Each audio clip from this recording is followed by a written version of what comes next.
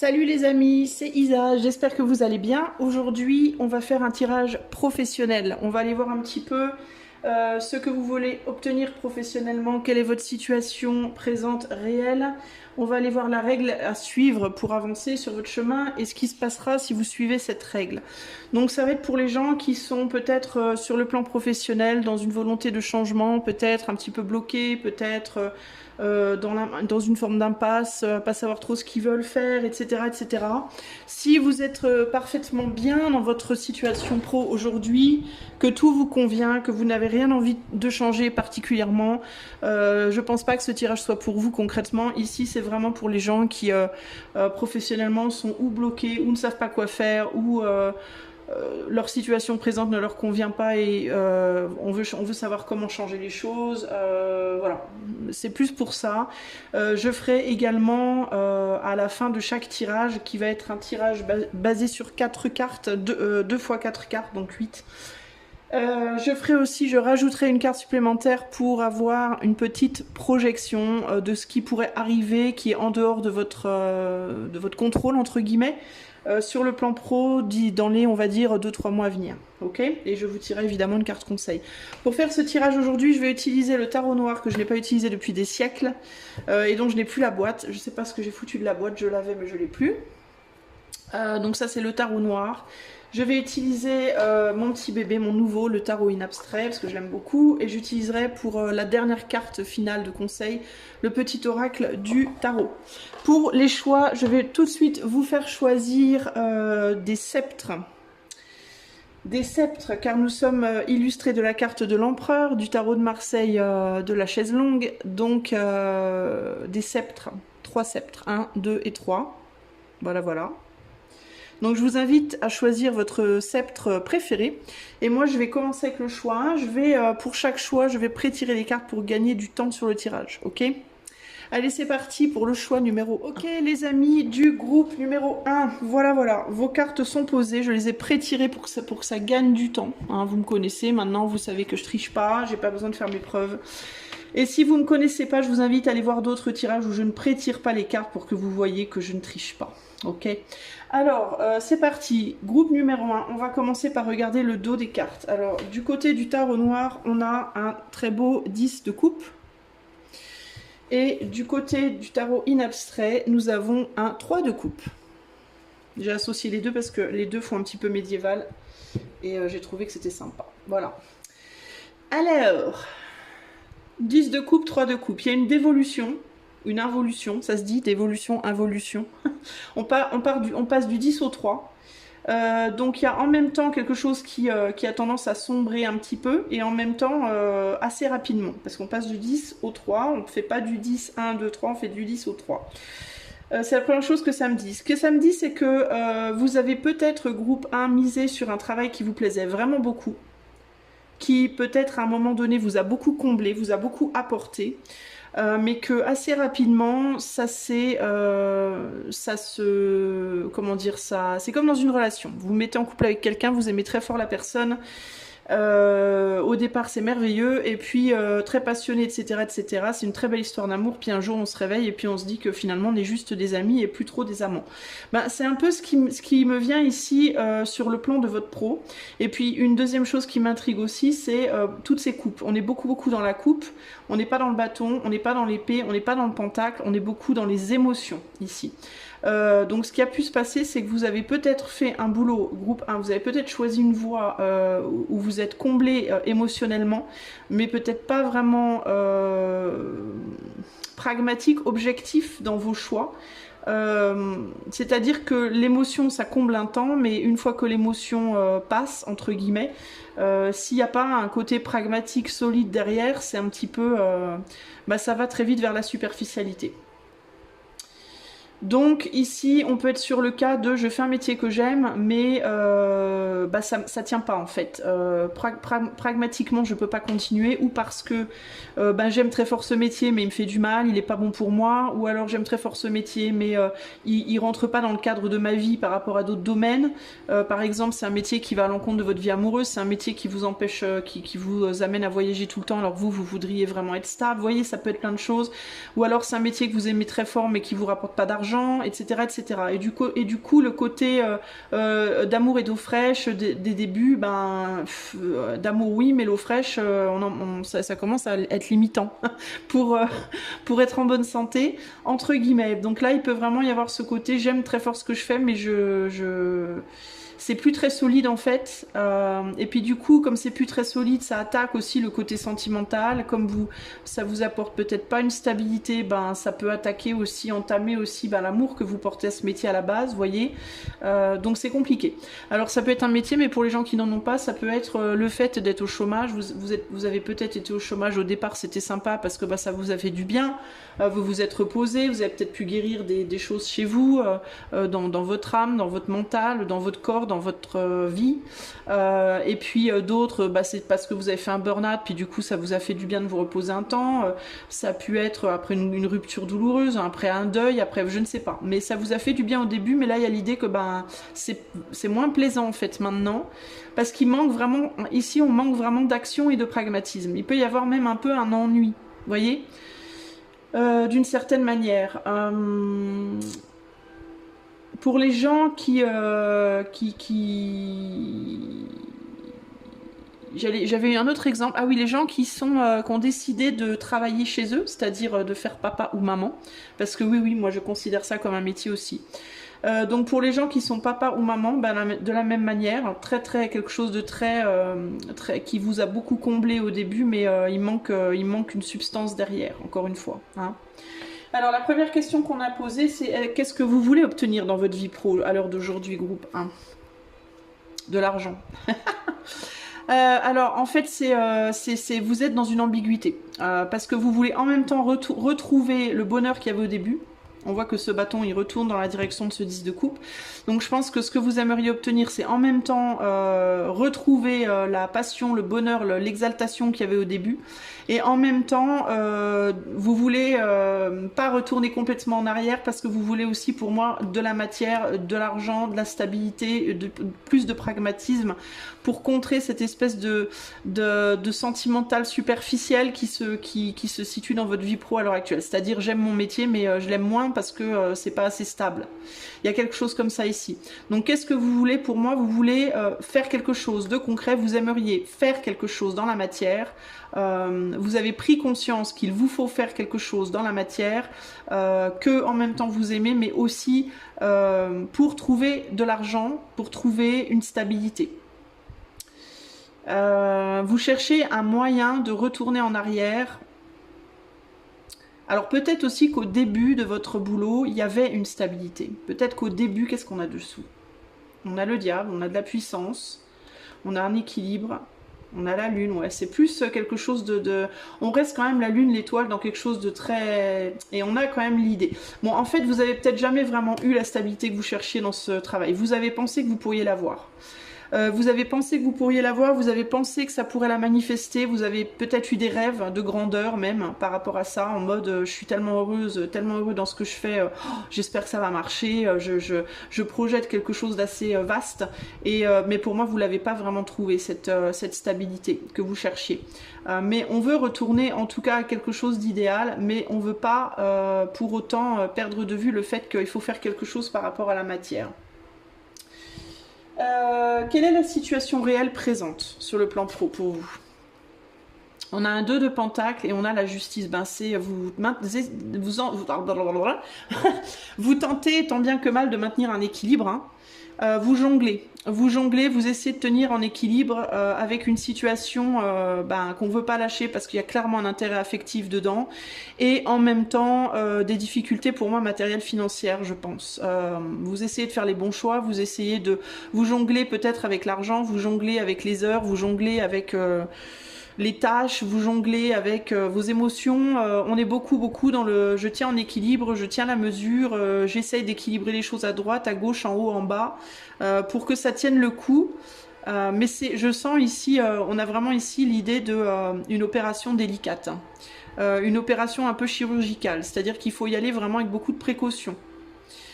Vous êtes face à un choix. Et vous essayez aussi d'être juste dans votre choix, dans vos choix. Vous essayez vous êtes peut-être pas trop dans l'action présentement parce que vous voulez pas vous planter. Euh,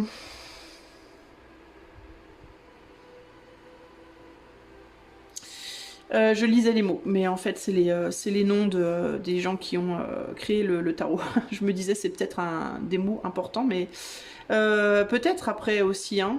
Peut-être après aussi, pourquoi? Parce qu'il peut y avoir deux personnes dans la situation. Dans certains cas, vous êtes peut-être en... C'est pas pour rien que je lis ces noms, en fait. J'ai deux noms, là, et des dates. Donc, est-ce que ça... Est-ce qu'il y a un lien avec quelqu'un dans ce travail? Est-ce que pour certains d'entre vous, vous voulez pas quitter votre travail parce qu'il y a un intérêt amoureux dans l'histoire? Est-ce que vous travaillez avec votre mari ou votre femme? Est-ce que vous travaillez dans un endroit où il y a quelqu'un que vous aimez? Vous êtes amoureux de quelqu'un au sein de votre travail et du coup vous voulez pas lâcher? Ou alors c'est une association avec un ami, avec votre autre? Si vous êtes papa ou maman, bah pour le coup là, clairement l'autre il y a une autre personne en jeu. Si vous êtes sans emploi, vous pouvez être dans un couple et vous voulez peut-être pas les travailler pour pas perdre de vue votre autre. Il peut y avoir peut-être une petite... on veut maintenir un équilibre, donc il peut y avoir des aspects de jalousie aussi dans la situation, de possessivité, de jalousie. Il y a tout plein de choses là. Il peut y avoir de la concurrence.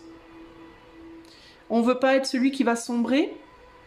Il peut y avoir des enjeux de sexualité avec ce S et ce bâton juste au-dessus.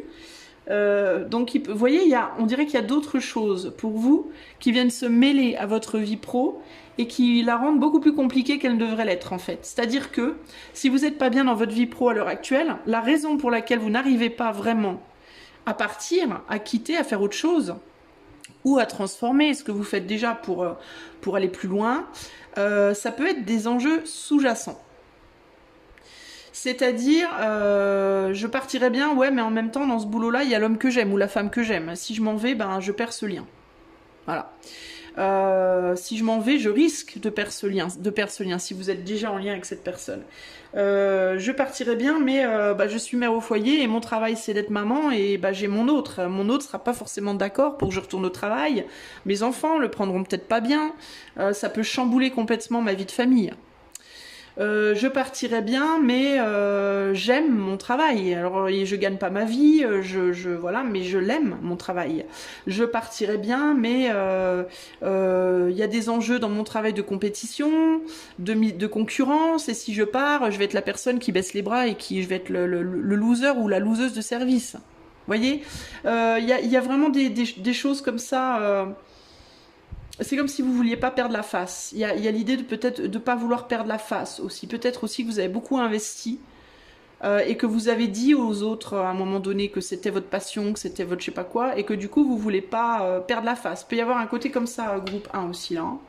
Mais je sens, c'est intéressant parce que je sens aussi une énergie de la part de cette justice de méfiance. Alors est-ce que le fait de changer aussi de travail, quand on change de travail, ça change la vie. Hein, c'est-à-dire que on n'a plus les mêmes horaires, parfois les horaires changent, parfois il faut travailler à un endroit différent, plus loin, plus près.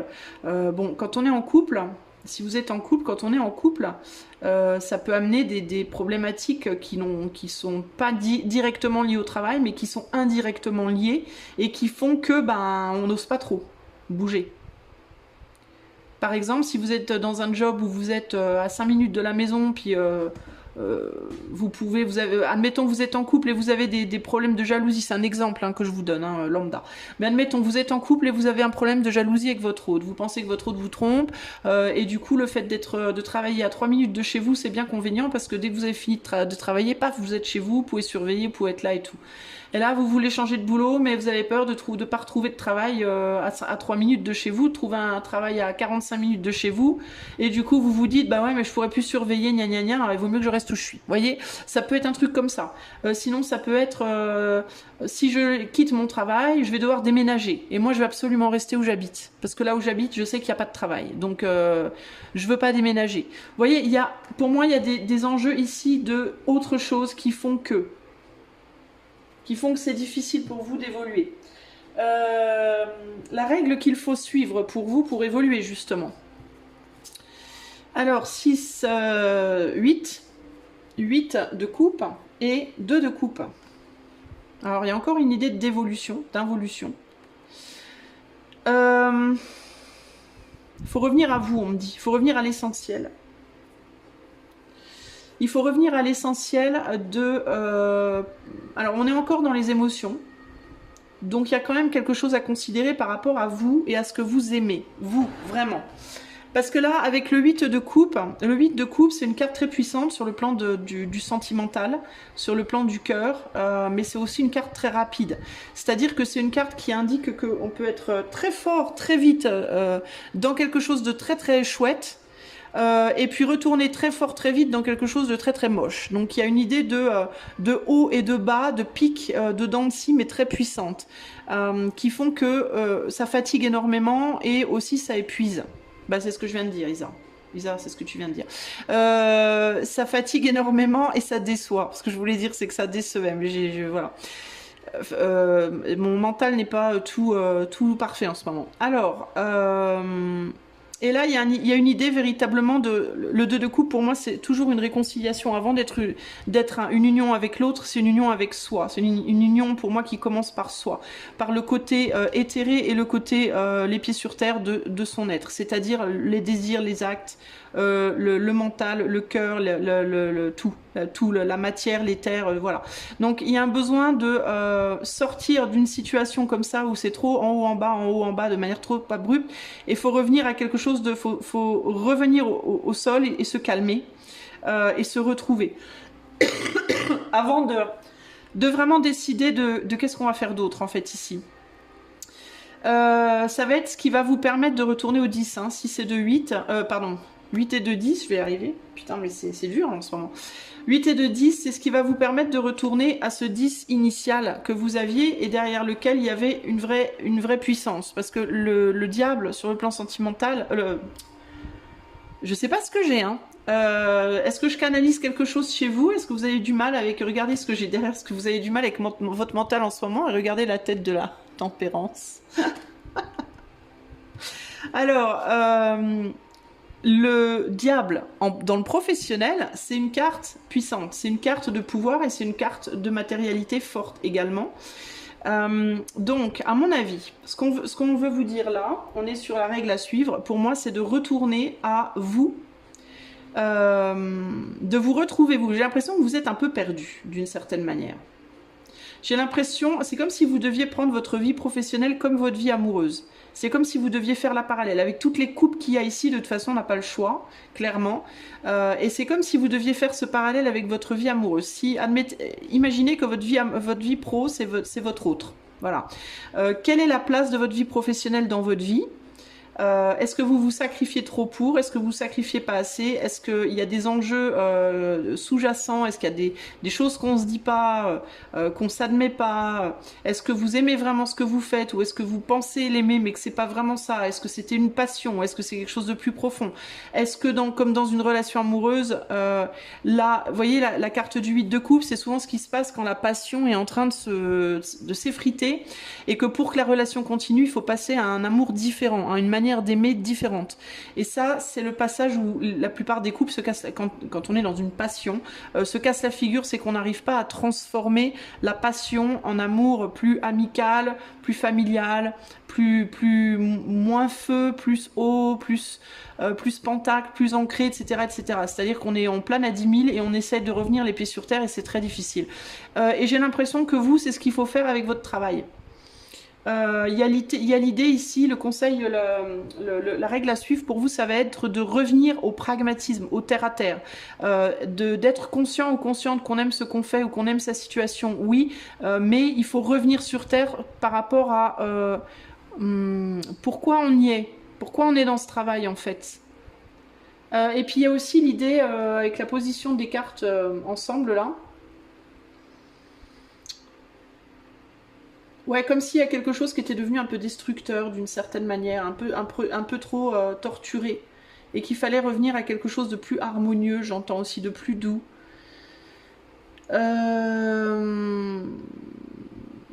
Alors, il peut y avoir un besoin de mettre du comment on dit? Du peps dans votre travail, dans votre vie professionnelle. Peut-être de prendre un petit peu des risques de temps en temps, peut-être de faire les choses différemment, comme de changer les meubles chez soi pour ramener une nouvelle atmosphère. Il peut y avoir un besoin de réagencer votre bureau, de changer votre manière de travailler, changer votre organisation, de mettre quelque chose de nouveau, de mettre un coup de vent entre guillemets dans votre organisation pour ramener, justement pour rallumer cette flamme. Et une fois que la flamme est rallumée, il ne faut pas la consumer trop vite, il ne faut pas trop en faire en fait. Il faut trouver un équilibre en termes de l'investissement que vous y mettez.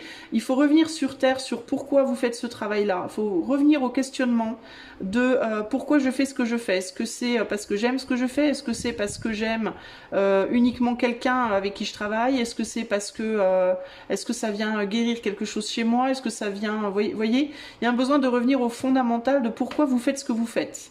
Est-ce que c'est vraiment pour l'amour de ce que vous faites ou est-ce qu'il y a d'autres choses sous-jacentes? Dans certains cas, il peut y avoir l'amour de ce que vous faites et des choses sous-jacentes. Et il faut revenir à ça et réévaluer ça et remettre les choses à leur place ici.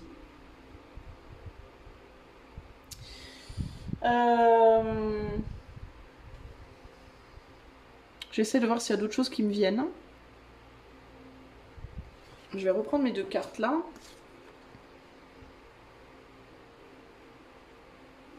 Il y a un équilibre à trouver aussi entre l'éther et la matière. Il ne faut pas que l'un prenne le dessus sur l'autre. Il ne faut pas que...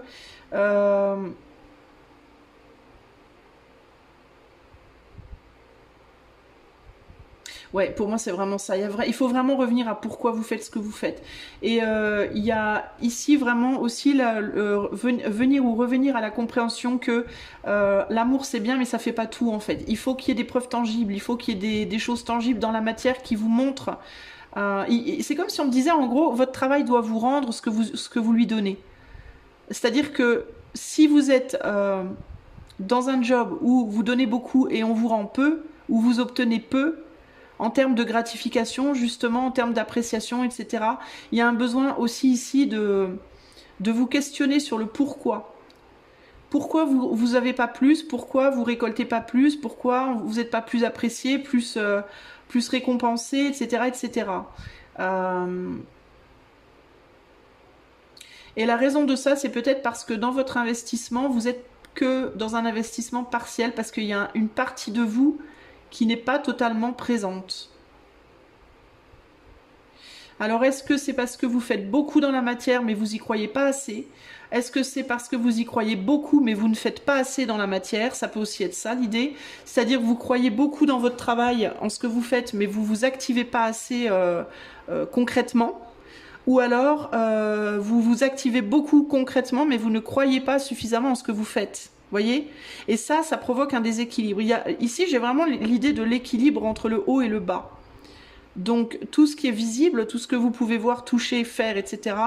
Et tout ce qui est intérieur. Comment vous percevez votre travail? Est-ce que vous l'aimez ou pas? Le sens aussi, j'entends, le sens de ce que vous faites. Est-ce que ce que vous faites, pour vous, ça a une valeur ou pas? Une valeur au niveau du spirituel, une valeur au niveau du cœur? Voyez?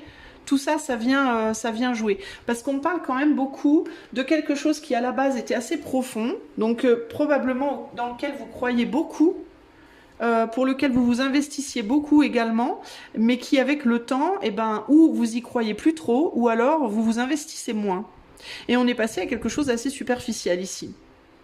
Il y a aussi l'idée de la relation, si vous êtes dans un travail où il y a de la relation sentimentale, ici ce qu'on vous dit avec ces cartes-là par rapport aux règles à suivre, c'est de bien faire la différence aussi entre le travail et la vie sentimentale, qui doivent être vraiment pas mélangées. Pour vous. Pourquoi pour vous ça ne doit pas être mélangé? Parce que vous n'arrivez pas à gérer quand tout est mélangé. Il y a toujours un côté qui va perdre par rapport à l'autre. Donc si vous êtes amoureux ou amoureuse de quelqu'un au niveau de votre job et que du coup ça impacte votre travail, il faut ou bien changer de travail et ne plus et voir cette personne en dehors, c'est-à-dire séparer votre vie pro et votre vie sentimentale. Si vous êtes amoureux de quelqu'un et que cette personne ne le sait pas ou vous le rend pas au quoi aux caisses, peut-être ce serait mieux ou bien de changer de boulot, ou alors de changer de secteur, ou changer de bureau, ou changer de je sais pas quoi, ou alors vraiment arriver à vous dire que vous pouvez pas avoir les deux en fait, que c'est pas bon pour vous en réalité. Ici, il y a vraiment l'idée de vous retrouver vous réaligner avec vous-même. Ça peut impliquer un deuil, le deuil de quelque chose. Également, pour que les choses soient équilibrées au niveau spirituel et au niveau de la matière. Par exemple, si vous avez tendance à beaucoup vous investir spirituellement, à beaucoup y croire, mais à pas assez vous activer, vous vous activez pas parce que vous flottez à 10 000 dans l'amour de ce que vous faites et du coup vous êtes un peu laxiste, eh bien il va falloir sacrifier ce côté un peu laxiste pour vous activer un peu plus. Et l'inverse est vrai aussi. Si vous êtes plutôt du type je travaille, mais j'y crois pas trop, eh ben il va peut-être falloir passer un peu moins de temps à vous activer et un peu plus de temps à vous questionner sur quelle est la valeur de ce que vous faites. Même si, dans un premier temps, c'est inconfortable. Qu'est-ce qui va se passer pour vous si vous arrivez à mettre en œuvre ces choses-là ? Alors, on est sur un 9 de pentacle, 10 de pentacle. Alors là, pour le coup, stabilité et récolte, pour le coup. Vous allez réussir à trouver une abondance, une grande stabilité et voir une évolution financière notable. Clairement. Vous réalisez à quel point on passe vraiment de la coupe au pentacle de manière radicale, sans transition. Là, pour le coup, si vous arrivez à mettre en place ce que je viens de vous dire, là, vous passez à la stabilité et vous passez à l'abondance matérielle, financière, que vous n'avez probablement pas aujourd'hui, je pense. Clairement. Là, on est à fond là-dedans. Alors après, évidemment, il ne faudra pas perdre de vue si vous y arrivez et que l'argent rentre et que les choses se stabilisent. Il ne faudra pas non plus, du coup, perdre de vue complètement le sentimental, enfin les coupes, c'est-à-dire l'amour de ce que vous faites, les émotions que vous y mettez et la croyance que vous y mettez. Mais en tout cas, si vous arrivez à faire ça, la partie manquante, c'est-à-dire la partie pragmatique, la partie concrète et constructive de ce que vous faites, vous l'obtiendrez là pour le coup et de manière assez impressionnante, j'ai envie de vous dire. Et très équilibrée également. Ouais, on est plutôt bien là. On est plutôt bien, on est dans la récolte. Et la construction aussi familiale.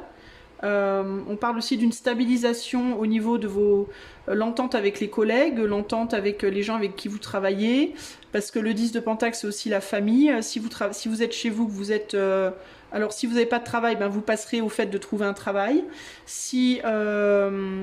Alors le travail, c'est pareil, si vous n'avez pas de travail, il va falloir mesurer le côté agréable de ne pas avoir de travail, mais rajouter un peu plus d'action concrète et pragmatique dans le fait d'en trouver un.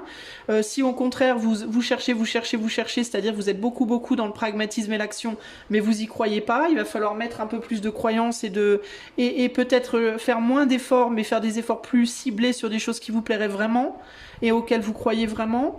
C'est ça qui va vous permettre d'obtenir un travail si vous n'en avez pas. Si vous êtes papa ou maman et que vous voulez aller travailler, par exemple, que vous en avez marre d'être à la maison ou quoi aux caisses, là on peut, si vous voulez pas quitter votre maison parce que vous aimez être maman ou papa, simplement vous pouvez rajouter peut-être un petit mi-temps, ou un 3/4 temps, je sais pas, ou une activité, on va dire, en dehors, quelque chose de plus...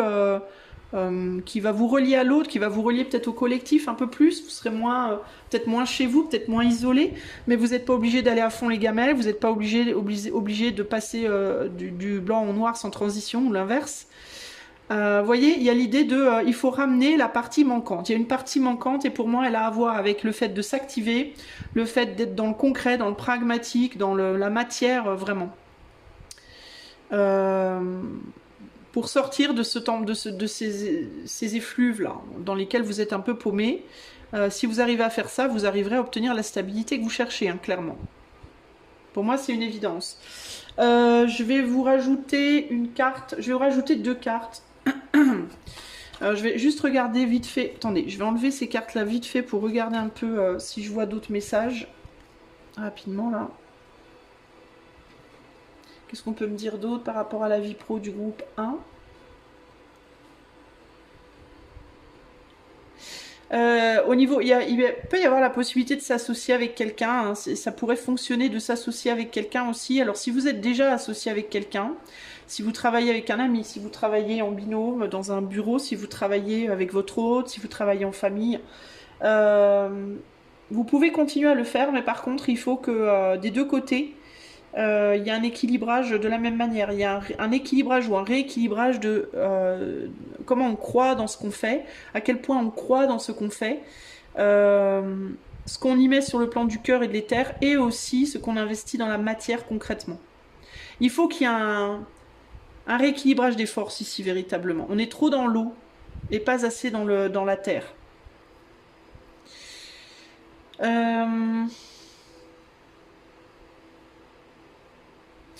Il peut y avoir aussi une idée de dents de scie, c'est-à-dire que pendant un temps, vous ou alors l'autre, si vous êtes en binôme, on est beaucoup dans le sentimental et dans les cieux là. 3 mois après, on est à fond dans la matière, on a complètement quitté le sentimental. 3 mois après, on revient à fond dans les... Vous voyez, peut y avoir une idée d'être trop agité, une agitation. Tantôt vous faites rien, tantôt vous faites trop. Voilà, on n'est pas dans quelque chose d'équilibré. Et en termes de recherche d'emploi, pareil. En termes de je suis femme au foyer ou père au foyer, mais je m'ennuie. Tantôt vous vous mettez à chercher un boulot sans arrêt en espérant trouver, puis après vous arrêtez complètement tout. Et puis, vous voyez, il y a une instabilité en fait. Il faut rééquilibrer tout ça. J'ai pas vraiment plus d'infos qui me viennent là. Non, c'est pas comme ça qu'on était. Comme on était, comme ça. Comme ça. Bon.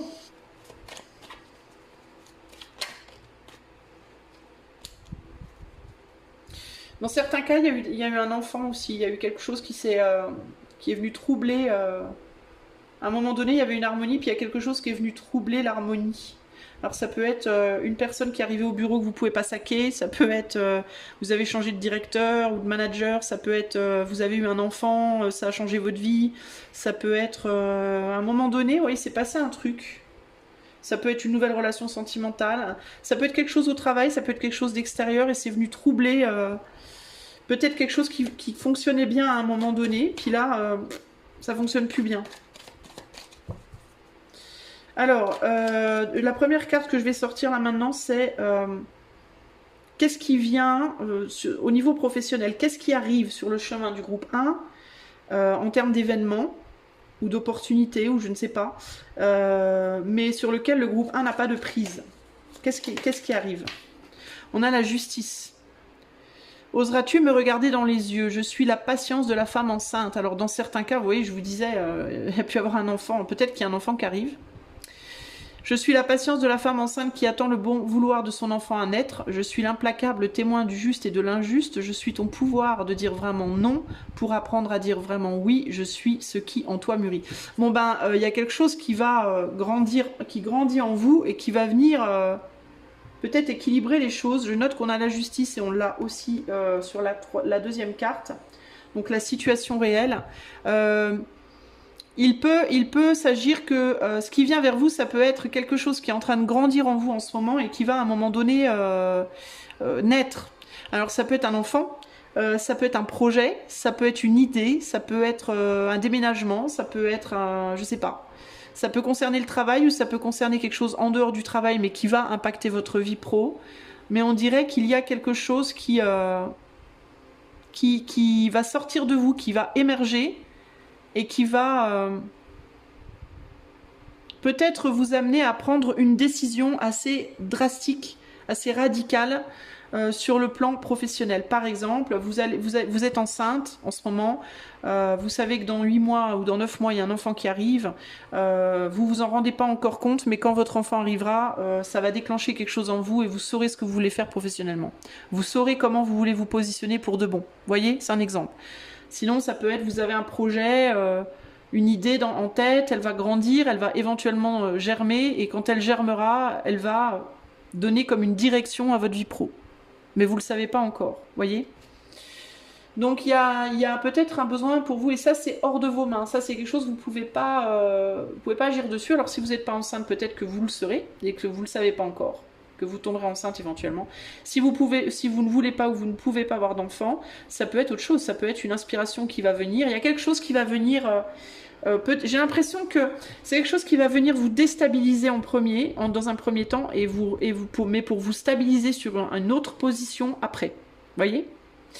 Alors ça peut être aussi quelque chose en lien directement avec la justice, hein, ça peut être une décision de justice, peut-être aussi, que vous attendez par rapport à votre travail, par rapport à de l'argent, par rapport à un divorce, par rapport à un mariage, par rapport, j'en sais rien. Mais il peut y avoir une idée de justice au sens propre. Et maintenant, ce que je voudrais, c'est un conseil concret pour que groupe 1 évolue positivement professionnellement. Le 2 d'épée, labyrinthe d'images et de pensées confuses. Voilà, rêverie qui voudrait embrasser le monde entier. Voilà, c'est exactement ça. Je vous disais, vous étiez à fond dans l'eau et dans l'éther, là. Laisse mûrir cette intention, et ça, je pense que c'est ce qui est en vous et qui est en train de grandir. Remercie le doute et l'incertitude, car il prépare ta parole future. L'écoute de toi-même est la clé. Et qu'est-ce que je vous disais tout à l'heure? Je vous disais, il faut revenir à vous. Faut vous recentrer sur vous. Vraiment. Sur ce que vous faites et ce que vous pensez, ce que vous ressentez, ce que vous êtes. Faut revenir à qui vous êtes, au fondamental de votre être. C'est exactement ça, véritablement. Et je pense vraiment que hors de vos mains, il y a quelque chose qui arrive, groupe 1, et qui va être décisionnaire pour vous, qui va vraiment trancher sur le plan pro. Ok ? Voilà les amis du groupe 1, j'espère que cela vous aidera. Si vous voulez aller plus loin avec moi, si vous voulez devenir membre de la chaîne, tout ceci est dans la barre de description. Et si vous aimez ce que je fais, je vous invite à booster la vidéo dans les commentaires. Je vous fais des gros bisous et je vous dis à bientôt. Ciao, ciao. Salut à toi groupe numéro 2, donc voici tes cartes qui sont pré-tirées. Si tu découvres la chaîne et que tu n'as pas confiance, je t'invite à aller voir mes autres vidéos plus vieilles où je tire les cartes en direct, tu verras que tu n'as rien à craindre, je ne gruge pas. Alors, pour toi, groupe 2, on veut donc savoir qu'est-ce qui se passe sur le plan pro, vers quoi tu vas, qu'est-ce qui va se passer, où est-ce que tu en es, qu'est-ce qui va pas. Et on va commencer par lire le dos des jeux. Donc ici, nous avons le roi de bâton. Et ici, nous avons un 6 de coup de pain. Bon, alors toi, tu t'entêtes sur quelque chose, groupe 2, dans ta vie pro. Tu veux pas, tu t'entêtes sur quelque chose et tu te prives du coup d'une forme de réconciliation avec toi-même par rapport à un entêtement. Tu ne vois pas que tu pourrais avoir une situation plus agréable si tu lâchais prise de quelque chose sur lequel tu t'entêtes. On a derrière un 6 d'épée, quelque chose qui bouge pas, quelque chose qui n'avance pas. Alors c'est genre j'arrive pas à avoir de promotion, mon salaire n'évolue pas, ce que je fais, mes activités au sein du travail n'évoluent pas, je m'ennuie. J'attends qu'on me donne quelque chose, j'attends que quelque chose avance, mais ma clientèle n'évolue pas, etc., etc. Je ne sais pas. Si tu es mère au foyer, père au foyer, ben pareil, tu fais un truc, mais tu as l'impression que c'est en rond, enfin une idée de routine et de quelque chose qui n'avance pas et que tu attends toi que quelque chose change, mais ça change pas. Si tu es en recherche d'emploi, de la même manière, tu peux être en mode mais j'envoie des CV, mais il n'y a rien qui se passe. Il n'y a rien qui se passe, ou alors on te propose des choses qui ne sont pas dans une progression par rapport à ce que tu aimerais que ce soit. C'est ce que je ressens en tout cas ici. Ce que tu vois pas, c'est que derrière toi, tu as un 6 de coupe, donc tu aurais une possibilité de faire quelque chose. Alors il peut y avoir aussi l'idée de une frustration qui viendrait du fait que tu t'es activé déjà pour un but et que tu n'as pas eu ce que tu voulais, et il peut y avoir l'idée de... est-ce que je devrais pas, le fait d'aller sur quelque chose de nouveau, le fait de regarder plutôt dans le futur que dans la position présente ou le passé, est-ce que ce serait pas devoir recommencer à zéro? Il peut y avoir aussi ce côté-là, hein, parce que le 6 de coupe c'est la réconciliation, mais c'est aussi les enfants, donc ça implique une idée de revenir à un stade enfantin et de devoir rematurer, réévoluer sur quelque chose ou évoluer sur quelque chose, et t'as peut-être pas trop envie de devoir faire ça. On a un 10 de pentacle qui se cache derrière néanmoins, donc il peut y avoir quand même ici une situation qui pourrait te réconcilier aussi au niveau du financier, au niveau de tes finances. Bon, on va aller voir. La première carte, c'est ce que tu veux obtenir. Qu'est-ce que tu veux obtenir? Un savoir-faire, une maîtrise de quelque chose. Ouais, je pense que tu as envie d'évoluer. Tu as envie d'évoluer et tu as envie que l'on reconnaisse concrètement tes capacités. Et avec le 4 de coupe, il peut y avoir une idée de on reconnaît mais que partiellement. Mais j'ai l'impression aussi qu'on te dit ici avec ces deux cartes-là que pour que les autres reconnaissent concrètement et complètement tes capacités, peut-être qu'il faudrait que toi, tu les reconnaisses déjà. Et je suis pas sûre que toi, tu les reconnaisses, tes capacités de manière concrète. T'es beaucoup obnubilé par ton passé aussi. Est-ce que tu te demandes si tu devrais pas retourner dans un travail que tu faisais avant aussi et que tu vois pas les possibilités que tu as dans ce travail présent? Ou alors tu es en mode, le travail que je fais là maintenant, on reconnaît pas mes capacités, j'ai l'impression qu'on me prend pas au sérieux, j'ai l'impression que je sais pas quoi, et du coup peut-être que je devrais retourner dans ce que je faisais avant, où j'étais mieux considérée. Il peut y avoir aussi ce côté-là. Parce que c'est intéressant, parce que c'est comme si tu essayais de te montrer à toi-même des choses et que tu voulais pas regarder. Comme s'il y avait un côté de toi qui disait à l'autre, mais regarde tout ce qu'on a, et que l'autre lui disait, ben non, c'est pas, ouais, mais c'est pas ce qu'on avait avant. Tu vois, c'est un peu ce que j'entends ici là. Ce que tu voudrais, c'est peut-être aussi une meilleure posture financière matérielle, une meilleure reconnaissance, une meilleure posture financière matérielle. Et aujourd'hui, il peut y avoir l'idée de, ben j'ai peut-être moins financièrement, matériellement, mais je me sens plus dans une maîtrise de quelque chose. Tu vois, c'est très, très étrange. Qu'est-ce que tu veux obtenir? Une stabilisation, un engagement plus grand, plus fort, une clientèle dans certains cas. Le battleur, c'est quand même le magicien, donc il fait ses tours et il attend que les gens viennent le voir et qu'on lui lance des pièces ou je sais pas quoi là. Il fait ses tours de magie pour impressionner la galerie. Donc il y a vraiment cette histoire de position, de posture là. Est-ce que ce que tu cherches consciemment ou inconsciemment, ce serait pas aussi une plus grande prestance, une posture sociale, une reconnaissance sociale de ton savoir-faire? On est quand même néanmoins sur un roi de bâton. Donc le roi, t'as quand même des belles capacités, quoi. Mais j'ai l'impression que toi-même, tu n'y crois pas, en fait. C'est comme si tu voulais que les autres croient en des choses auxquelles toi, tu ne crois pas. Tu vois, le magicien, c'est peut-être ça le problème. C'est que le magicien, il fait ses tours de magie. Et les gens, ils y croient parce qu'ils savent pas ils connaissent pas la technique derrière. Hein. Par exemple, le fait de faire apparaître un lapin dans un chapeau, les gens, ils savent pas comment le magicien fait. Donc pour eux, ça leur paraît éblouissant et incroyable. Mais lui, il le sait, lui. Il le sait, lui, que comment le lapin arrive dans le chapeau. Et donc pour lui, c'est beaucoup moins magique. Donc il y a un côté comme ça aussi de... c'est dur de convaincre les autres parce que moi, je sais... je connais mes tours en fait et c'est dur de croire en la magie quand on sait que ce qu'on fait n'est pas vraiment magique en fait, voyez. Donc ça demande un positionnement mental très particulier, toi, ta situation, parce qu'il faut que tu arrives à voir la magie dans quelque chose qui de prime abord te paraît tout à fait pas du tout magique en fait, tu vois. Peut-être parce que tu connais trop de choses, justement. Tu es arrivé à un stade de maîtrise, peut-être dans un domaine, dans ce que tu fais, où tu es tellement obnubilé par le côté, bah oui, c'est comme ça, comme ça, comme ça, maintenant c'est facile, j'ai compris, j'ai appris, ça m'impressionne plus ce que je fais, quoi. Je ne m'impressionne plus, en fait, dans ce que je fais. Et comme je ne m'impressionne plus, j'arrive plus à impressionner les autres. C'est un peu, tu vois, si on faisait la parallèle entre ta relation pro et une relation sentimentale, ce serait, ça fait 10 ans que je suis avec la même personne, j'arrive plus à voir la beauté de cette personne. Je sais qu'elle est belle, mais j'arrive plus à la voir, la beauté, parce que je la vois tellement tous les jours, j'arrive plus en fait. Je n'arrive plus à m'émerveiller. Voilà. Et je ne sais pas comment émerveiller l'autre, parce que l'autre me connaît tellement bien que je vois bien que l'autre n'est plus émerveillé par moi non plus du coup. Mais peut-être aussi parce que t'es pas émerveillé par toi-même, tu vois.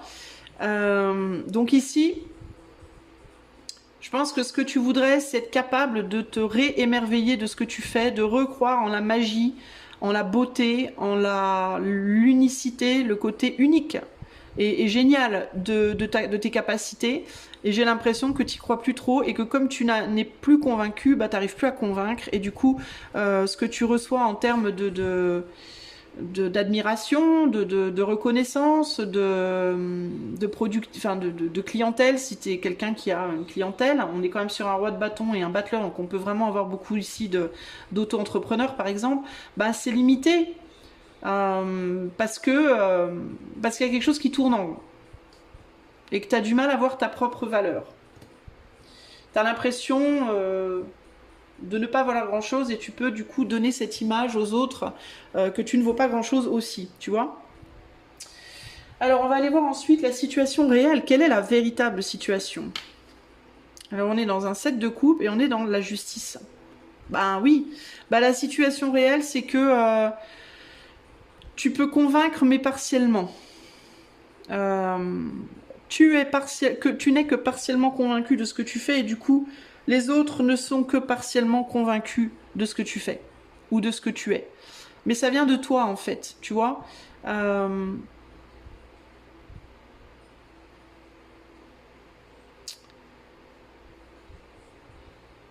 y a aussi l'idée d'être partagé, là. Il y a aussi l'idée de... Bon, il y a des choses qui me viennent, mais alors ça va être compliqué à expliquer. J'ai la sensation ici aussi de... comme si tu n'allais pas vers des situations qui voudraient de toi, qui croiraient en toi, mais que tu te concentrais à essayer de te prouver à des gens ou dans des situations qui ne te reconnaissent pas. Alors comment t'expliquer ça? Bah, tu sais, c'est comme dans les relations sociales, quand on veut s'évertuer à plaire à des gens qui, en réalité, profondément, n'ont rien à voir avec nous, alors que les gens qui, en réalité, profondément, ont quelque chose à voir avec nous, bah, on les délaisse, tu vois, on les considère pas suffisamment. Bah, c'est un peu la même chose pour toi, mais dans le professionnel. Alors, est-ce que c'est par rapport à deux jobs possibles? Est-ce que tu veux, est-ce que tu pourrais vraiment plaire à un type de travail, ou est-ce que tu pourrais vraiment... je sais pas comment expliquer, c'est difficile à expliquer sur le plan pro, mais est-ce que tu t'évertues à faire des choses pour des gens qui valent pas la peine? Est-ce que tu essayes de plaire à un patron, par exemple, qui ne reconnaît pas ta valeur? Est-ce que tu vois, je sais pas moi, ou par exemple, si tu fabriques des choses pour les vendre, bah, tu t'évertues à fabriquer des trucs pour essayer d'impressionner un certain public, alors qu'en fait, ce que tu fais, tu as un très grand savoir-faire qui pourrait beaucoup plaire à un autre public, mais ce public-là, tu ne le regardes pas. Tu vois? Parce que tu as dans ton esprit un but, et que tu cherches à te formater pour obtenir ce but, mais un but qui n'est pas nécessairement pour toi néanmoins. Alors ça peut aussi être dans une manière de faire les choses. Tu crois peut-être que tu dois faire les choses de telle manière, et tu t'évertues à faire les choses de telle manière parce que c'est comme ça que tu veux qu'elles soient faites. Sauf que cette manière-là de faire les choses, ça te correspond peut-être pas. Et si tu les faisais d'une manière différente, ça te correspondrait peut-être beaucoup mieux, sauf que cette autre façon de faire, tu n'en veux pas. Donc on dirait que t'es buté sur une manière de faire les choses, qui fait qu'au final tu n'obtiens pas la reconnaissance que tu veux, l'argent que tu veux, la position que tu veux, etc. etc. Et ça te maintient dans une satisfaction partielle, très superficielle sur ta vie pro, voire dans une situation de précarité, où tu dois garder beaucoup l'équilibre, où les choses sont assez superficielles.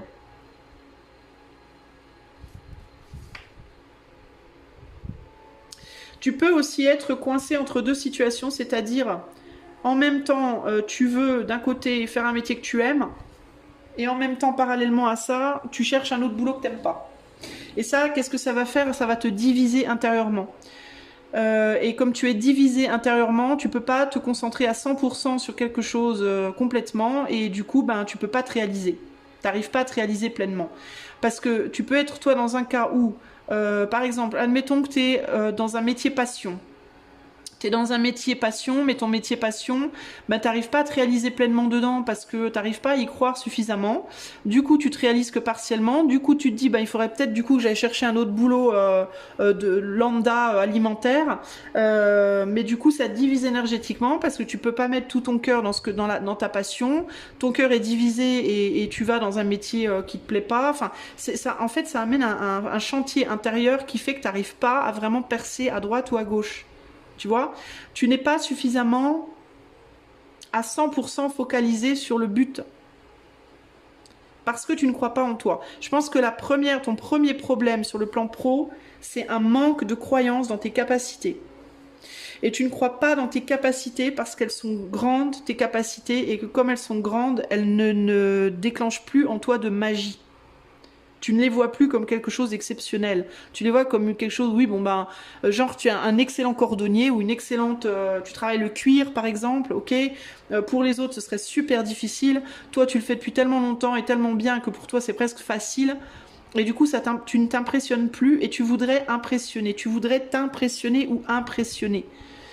Alors qu'en fait, ce qu'il te faudrait peut-être faire, c'est redescendre de ton trône un petit peu.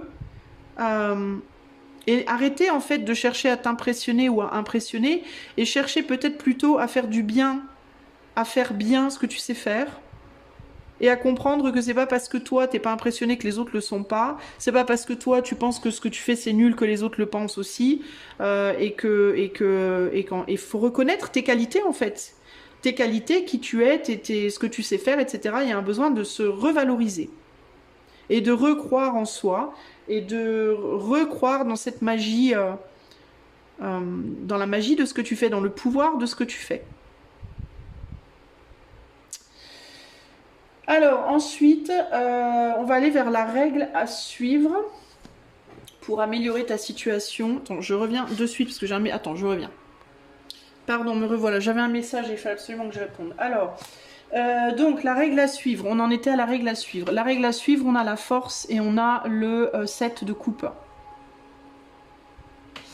Il y a quelque chose à contrôler. Et pour moi, ce qui a contrôlé, c'est une tendance à vouloir retourner en arrière sur... Ouais, c'est une tendance à la dispersion, moi j'ai l'impression. Et aussi, on me dit là, arrête de t'auto-critiquer. Arrête de t'auto-critiquer, arrête de t'auto-juger, de te faire la misère par rapport à ce pourquoi tu n'es pas capable, et concentre-toi plutôt sur ce sur quoi tu es capable. Arrête de te faire la misère sur des choses que tu ne maîtrises pas et concentre-toi plutôt sur ce que tu maîtrises, pour le moment en tout cas. Il y a un besoin de te réconcilier avec toi-même. En fait, j'ai l'impression que toi, si tu as des problèmes dans ta vie pro, c'est parce que tu as des problèmes avec toi, fondamentalement. Tu te fais la misère. Tu te fais la misère et du coup, tu te dis que comme tu n'arrives pas à faire quelque chose, bah, il vaut mieux que tu laisses tomber et que tu retournes en arrière sur des trucs que tu sais déjà faire. Mais le problème, et ce que tu ne vois pas, c'est que si tu fais ça, oui, tu vas retourner tu vas retourner en arrière sur des choses peut-être plus faciles, mais qui vont te blaser, quoi. Et comme ça va te blaser, tu vas encore te faire la misère. En fait, par exemple, si admettons, ok, comme on est sur le battleur, on peut avoir des auto-entrepreneurs ici, donc admettons aujourd'hui tu es auto-entrepreneur et t'arrives pas à t'en sortir, t'arrives pas à faire ce que tu veux, ça marche pas comme tu veux, et tu te dis bah je vais arrêter l'auto-entrepreneuriat puis je vais retourner en usine, allez, admettons. En fait, ce qu'il faut que tu te demandes, c'est, il faut que tu te souviennes, puisque tu as déjà été en usine avant, comment c'était quand tu étais en usine, tu vois. C'était peut-être moins risqué que de faire de l'entrepreneuriat, certes, mais pourquoi en fait t'as voulu faire de l'entrepreneuriat? Est-ce que c'était pas pour sortir justement du côté usine? Qu'est-ce qui fait que t'as voulu quitter l'usine pour faire de l'entrepreneuriat? En fait, il peut y avoir un côté chez toi, groupe 2, dès que ça se complique, j'abandonne. Dès que ça devient trop chiant, je lâche. Dès que ça touche à moi, à mon être, à la reconnaissance de moi-même, à la reconnaissance que je peux avoir des autres, à la valorisation de mon être, dès que mon être est que la valorisation de moi-même entre guillemets est entachée, j'ai envie d'abandonner. Dès que ça devient difficile, j'ai envie d'abandonner. Tu peux être quelqu'un dans le caractère qui va facilement lâcher prise mais peut-être même pas que professionnellement, ça peut même être en amour, ça peut même être les amitiés, ça peut même être en famille. Dès que ça commence à te prendre la tête et dès qu'on commence à te challenger et que tu perds confiance en toi, eh ben tu veux abandonner. Et c'est pas parce que tu n'es pas capable, c'est parce que tu te dis que tu n'es pas capable. Tu te dis, toi, que tu peux pas y arriver. Mais c'est pas vrai, en fait. Hein. Euh...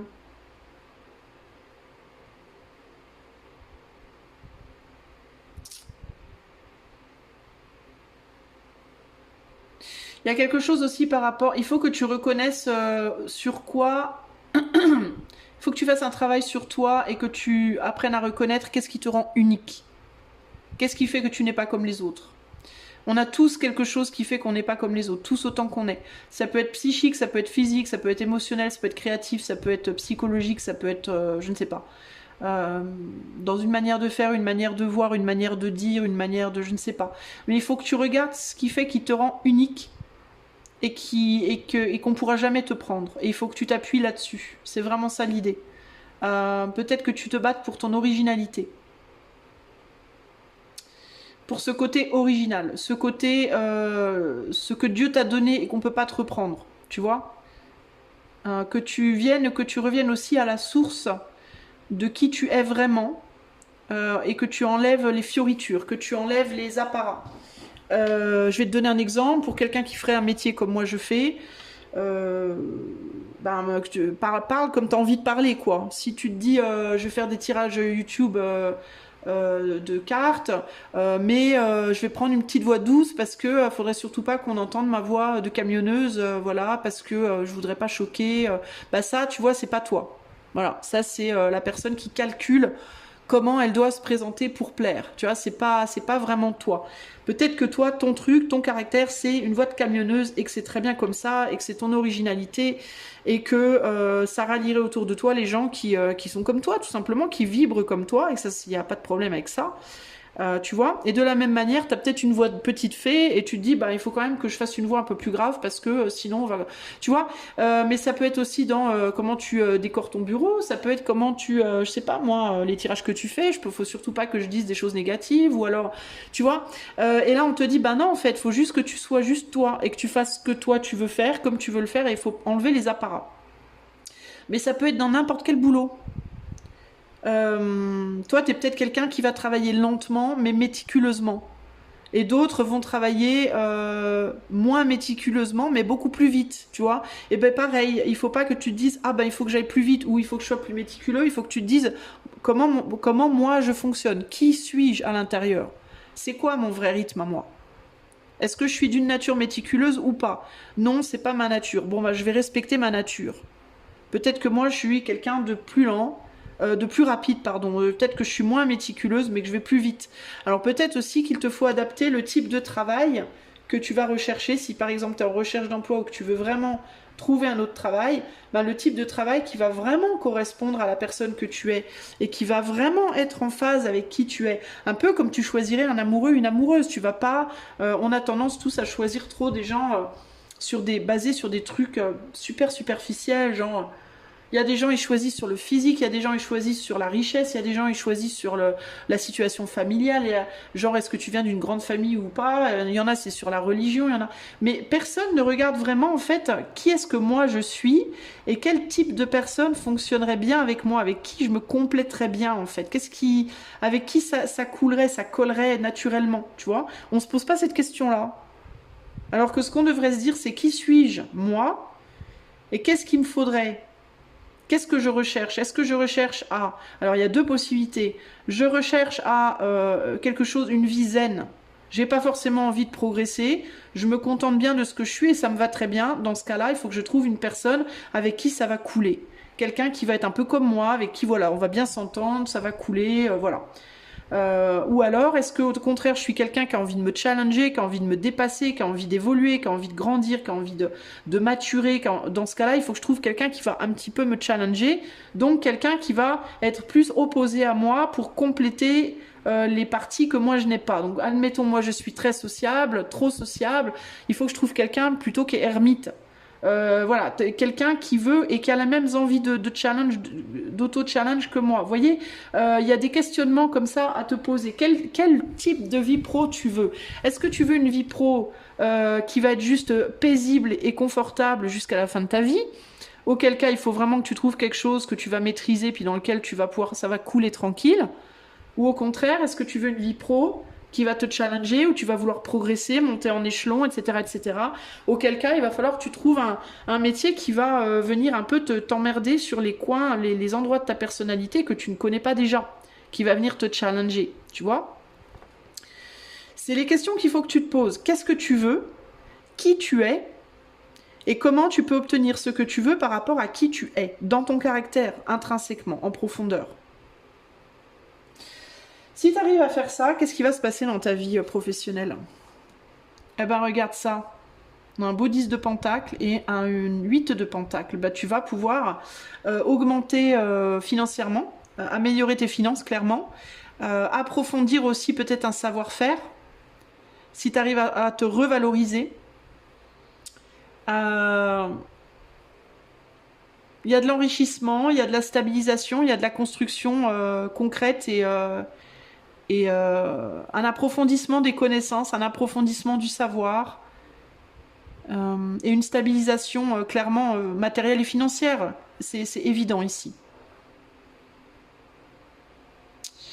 Dans certains cas, tu perdras. Alors, dans certains cas et selon les choix, tu pourras perdre un petit peu financièrement, mais tu perdras pas assez pour ne plus avoir de stabilité. C'est-à-dire que ta perte n'impliquera pas une ruine.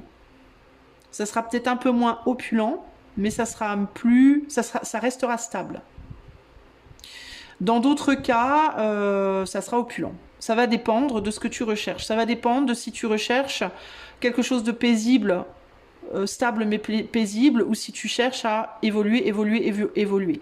Si tu es plus dans une démarche d'évolution, bah, tu iras probablement plus vers quelque chose, vers plus de moyens financiers, on va dire, et plus d'envergure. Si tu cherches la paix, tu seras dans quelque chose de tranquille que tu sauras faire jusqu'au bout. Il y aura une stabilité, mais ça sera pas, tu seras pas Rothschild, mais voilà, il y a une stabilité quand même. Mais dans les deux cas, on a des très belles cartes, quoi. Faut le dire, on a des très belles cartes en finalité. Si tu arrives à faire ce travail-là sur toi. Mais pour moi, tu vois, on n'est pas vraiment sur. C'est intéressant parce que on est sur des tirages qui parlent beaucoup au niveau de la psychologie, au niveau de comment ça peut partir de toi en fait. Et ça colle avec ma vision des choses à moi, qui est que de toute façon, la matérialisation de ta vie extérieure, elle vient énormément, elle vient même primairement de ta vie intérieure. Donc si c'est le bordel à l'intérieur de toi, ça va refléter un bordel extérieur. Qui va continuer d'impacter intérieurement, etc. C'est un cercle vicieux en fait, hein, mais intérieurement, il faut arriver à faire changer les choses pour que ça se reflète extérieurement. Je vais juste enlever ces cartes pour voir un peu s'il y a d'autres choses qui me viennent, si on veut te dire d'autres choses par rapport à ta vie pro. Groupe numéro 2. Toi, je ressens une envie de... Je ressens une envie chez toi de passer à un autre niveau quand même qui est assez fort. Il y a une envie chez toi de briller aussi. Il y a une envie chez toi d'une forme de reconnaissance, d'une forme d'être porté un peu au nu, d'être porté un peu... que ce soit dans le cadre d'un métier où tu travailles pour un employeur, ou alors d'un métier où tu travailles seul. Hein. Mais il y a quand même une volonté de briller là. Je dois le dire. Mais, et ce n'est pas inaccessible, hein, mais ça passe par une réconciliation avec toi-même. Si tu ne te réconcilies pas avec toi-même, tu ne vas pas y arriver. Et ça veut dire de sortir de la critique, de cette sévérité que tu as envers toi-même, de tes attentes, des attentes, on va dire, un peu inaccessibles, et par plutôt la reconnaissance de tes capacités et l'affinement de ces capacités. Tu as déjà des capacités. Ne cherche pas à aller prendre les capacités des autres aussi. Par exemple, si tu es quelqu'un qui travaille le cuir et que tu es top notch au niveau du cuir, et que tu te dis ben le cuir ça va pas suffire pour aller plus loin, il faut que je travaille aussi la céramique et aussi l'argile et aussi. On te dit non. Ce qu'il te faut faire toi, c'est te réconcilier avec le fait que tu peux pas tout avoir, tu peux pas tout faire. C'est un truc. Et si tu veux évoluer, et aller loin, tu dois affiner ce savoir-faire. C'est-à-dire que le travail du cuir, tu le fais bien, oui, mais tu peux faire encore mieux. Et tu pourras faire toujours mieux.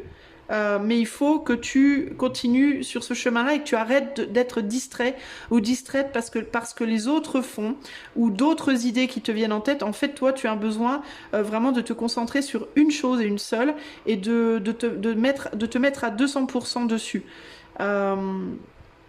Si tu es en mode artisan, par exemple, et que tu dis, il me faut un travail alimentaire à côté, j'ai envie de te dire oui, mais c'est peut-être pas la meilleure chose à faire. Alors tu vas me dire, bah ouais, mais j'ai besoin de sous.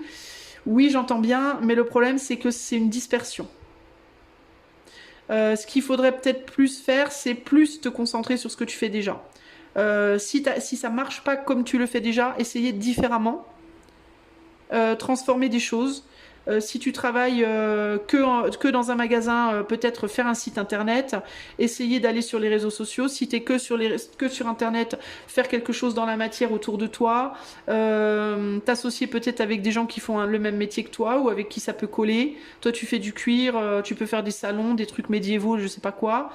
Chercher des moyens de réagencer ton lieu de travail, faire des designs différents, travailler avec un cuir différent, je sais pas, tu vois, avec des outils différents ou un style différent par exemple, mais ne pas aller te disperser en mode bah je vais aussi travailler chez Leclerc. Bon, fallait pas que je dise bon bref, bip, ou n'importe quel autre magasin, et parce que là, tu te couperais, ça viendrait dévier ce sur quoi tu es vraiment doué, ce sur quoi tu travailles dur, et au final, bah, ça te permettrait pas d'évoluer. Alors peut-être que ça te permettrait d'avoir une vie plus paisible, mais ça te maintiendrait à un stade basique, où tu n'évoluerais pas. Ça amènerait peut-être une forme de paix intérieure. Donc encore une fois, il faut que tu te poses la question, qu'est-ce que tu veux? Est-ce que tu veux une stabilité relative mais tranquille jusqu'au bout, où tu n'évolues pas vraiment, ou est-ce qu'au contraire tu as des ambitions plus fortes? Il faut que tu prennes tes décisions en termes des ambitions que tu as. Si c'est des ambitions d'évoluer, d'être reconnu, vu, entendu, etc., eh bien ça demande peut-être des sacrifices matériels dans un premier temps, pour pouvoir affiner ton art.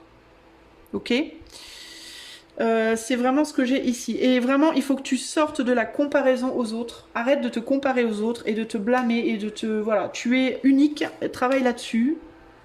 Cherche en toi-même et autour de toi-même, mais pas à travers les autres, comment tu peux évoluer, comment tu peux continuer à affiner les choses. Et tu verras que ça marchera, mais ça va prendre du temps et c'est normal. Ok ? Moi, je pense que concrètement, tu manqueras jamais vraiment d'argent. Tu trouveras toujours des moyens de tenir sur le plan matériel financier. Il peut y avoir des gens aussi autour de toi qui te dédaignent un peu pour ce que tu fais, qui considèrent que ce que tu fais c'est de la gnognotte, mon ami là. Si c'est le cas, ne cherche pas à prouver des choses. Tu n'as rien à prouver à qui que ce soit. C'est à toi que tu dois prouver des choses, pas aux autres. Ok ? Si on te culpabilise pour faire ce que tu fais, essaie de ne pas te laisser culpabiliser. Réconcilie-toi avec toi-même et tu te réconcilieras aussi avec les autres, avec du temps. Alors, pour toi, groupe numéro 2, je vais maintenant poser une question. Je vais demander qu'est-ce qui vient vers toi, sur le plan pro, mais qui est totalement, pour le coup, hors de ton contrôle. Qu'est-ce qui arrive dans ta vie pro, groupe 2, mais qui est hors de tes mains, tu peux absolument rien y faire. Le 3 de bâton. Cette vague d'énergie qui monte en moi, allègre, lumineuse, joueuse, elle pourrait devenir une chanson, une idée saugrenue pleine de promesses, un clin d'œil. C'est la grande créativité de la vie qui me traverse, innocente et joyeuse, et qui me donne envie de rire aux éclats. Une idée, une créativité, tu vois, je te disais, peut-être qu'il faut que tu changes ton poste de travail, peut-être qu'il faut que tu travailles différemment, que tu aies des nouvelles idées, c'est ça en fait. Ce qui vient à toi et tu peux rien y faire, ça va être une nouvelle idée qui va te ramener beaucoup de joie et ça c'est très positif. c'est très positif, peu importe si tu veux quelque chose de plutôt paisible, sans avoir trop d'ambition, ou si tu as plus d'ambition, c'est une très belle chose parce que ça va t'amener de la joie, ça va te donner des nouvelles idées et ça va te permettre de te détacher de ce côté ouais mais je suis pas assez ou de la critique des autres ou tu vois tu vas sortir peut-être de la comparaison avec les autres etc et te concentrer sur quelque chose qui va germer en toi et qui peut être porteur surtout pour le coup si tu veux si tu es ambitieux ou ambitieuse. Ça peut être une idée porteuse qui arrive vers toi et qui va t'aider à laisser derrière toi une forme de morosité ou de blasitude et qui va te permettre d'aller vers quelque chose de beaucoup plus light. Donc c'est très sympa. Et enfin, un conseil pour groupe 2 sur le plan pro. Un conseil pour groupe 2 sur le plan pro. 5 de coupe. Je fais mien ce qui m'était étranger. Le regard d'un mendiant dans la rue, le rire d'un enfant qui n'est pas le mien. Mon cœur se tourne vers ce qui le touche et prend le risque de s'ouvrir, même devant l'ingratitude, l'incompréhension, la critique. Je te disais qu'il y avait des gens qui pouvaient être critiques envers toi. Mon égoïsme chancelle et j'aime. Ouais. Donc il y a l'idée ici de ce qu'on te demande, c'est de passer au-dessus de ces choses-là. Les gens qui peuvent te critiquer, les gens qui peuvent être ingrats, etc. Passe au-dessus de tout ça. Réfléchis aussi à pourquoi tu fais ce que tu fais dans la vie. Il y a un besoin de trouver le but, un but plus élevé, enfin de retrouver le but, le sens de ce que tu fais et de te concentrer sur le sens plus spirituel de ce que tu fais plutôt que un sens trop terre à terre, tu vois. Voilà pour toi groupe 2, ben, j'espère que ce tirage t'aura plu. C'était pas très commun comme tirage pro, mais bon, voilà ce qui sort, donc je te dis ce qui ressort. Si tu veux aller plus loin avec moi en privé, je t'invite à aller dans la barre de description. Tu y trouveras aussi le lien pour t'abonner à la chaîne si c'est pas déjà fait. Pas t'abonner, pardon, mais devenir membre si c'est pas déjà fait et que tu en as envie. Et si tu aimes ce que je fais, tu peux m'aider en boostant la vidéo dans les commentaires. Moi, je te fais des gros bisous groupe 2 et je te dis à bientôt pour de nouvelles aventures. Ciao, ciao. Salut à toi, groupe numéro 3, si tu as choisi le 3e sceptre. Alors, c'est parti. On va donc aller voir ce qui va se passer pour toi sur le plan pro. Alors, on va regarder déjà le dos des cartes. Donc, on a ici un 2 d'épée. Et là, nous avons le jugement. 2 d'épée avec le jugement. Alors moi, la première chose que j'entends ici, c'est que tu négliges quelque chose qu'il ne te faut pas négliger. T'as laissé de côté quelque chose que tu n'aurais pas dû laisser de côté. Alors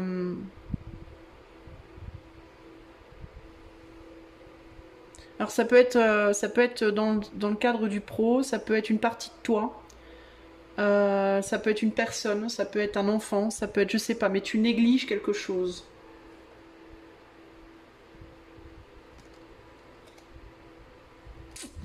Tu négliges le matériel. Tu négliges peut-être t'es peut-être trop focalisé toi sur je veux faire quelque chose qui me convient à moi, qui est juste pour moi, qui est vrai pour moi, qui est ma vocation. Et si j'ai pas de matérialité, bah tant pis. Si j'ai pas beaucoup d'argent, tant pis. Si je galère, tant pis. Mais pourtant c'est important. C'est important d'avoir une stabilité, notamment quand on a une famille, quand on a des enfants. Alors je dis pas que tu négliges tes enfants en mode tu leur donnes pas à manger, tu t'occupes pas d'eux, c'est pas ça. Hein. Mais d'une certaine manière, ta situation... Alors on va voir avec les cartes ce qu'on nous en dit. Mais tu peux être dans quelque chose de tellement idéalisé que tu peux être dans une forme de précarité ou dans une instabilité ou un mode de vie particulier qui peut impacter sans que tu t'en rendes compte ton entourage en fait. Pas forcément positivement. Et il peut y avoir un côté je veux pas entendre, je veux pas voir. Il peut y avoir un côté un peu égotique chez toi, groupe 3, ok? La première carte nous parle de ce que tu veux obtenir. Une récolte, clairement, avec le 7 de Pentacle, tu veux récolter quelque chose. Une satisfaction intérieure.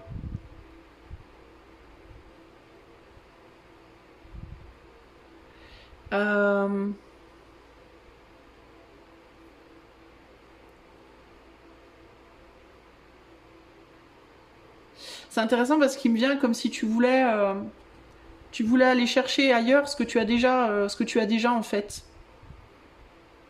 J'entends quelque chose de plus grand, de plus beau, mais pas sur le plan matériel nécessairement, mais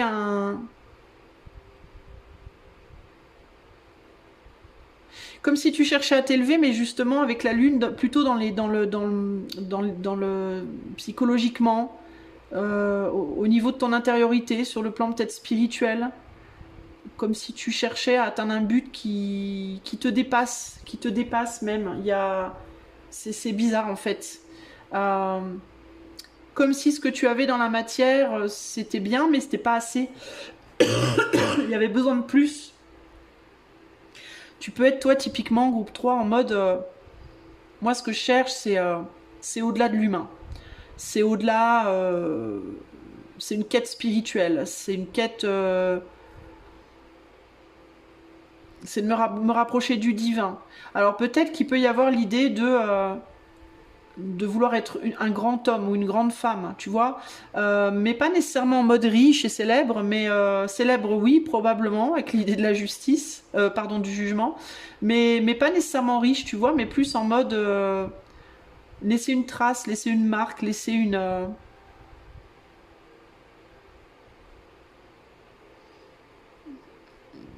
je sais pas comment t'expliquer.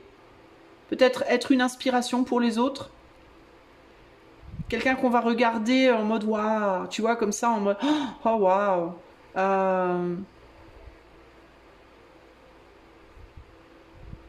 Peut-être un innovateur, une innovatrice, c'est pas trop la lune, c'est plus l'étoile, le côté innovateur, mais je ressens un peu ça, néanmoins. Il y a l'idée du dépassement de soi, et du dépassement des autres, et du dépassement presque de tout.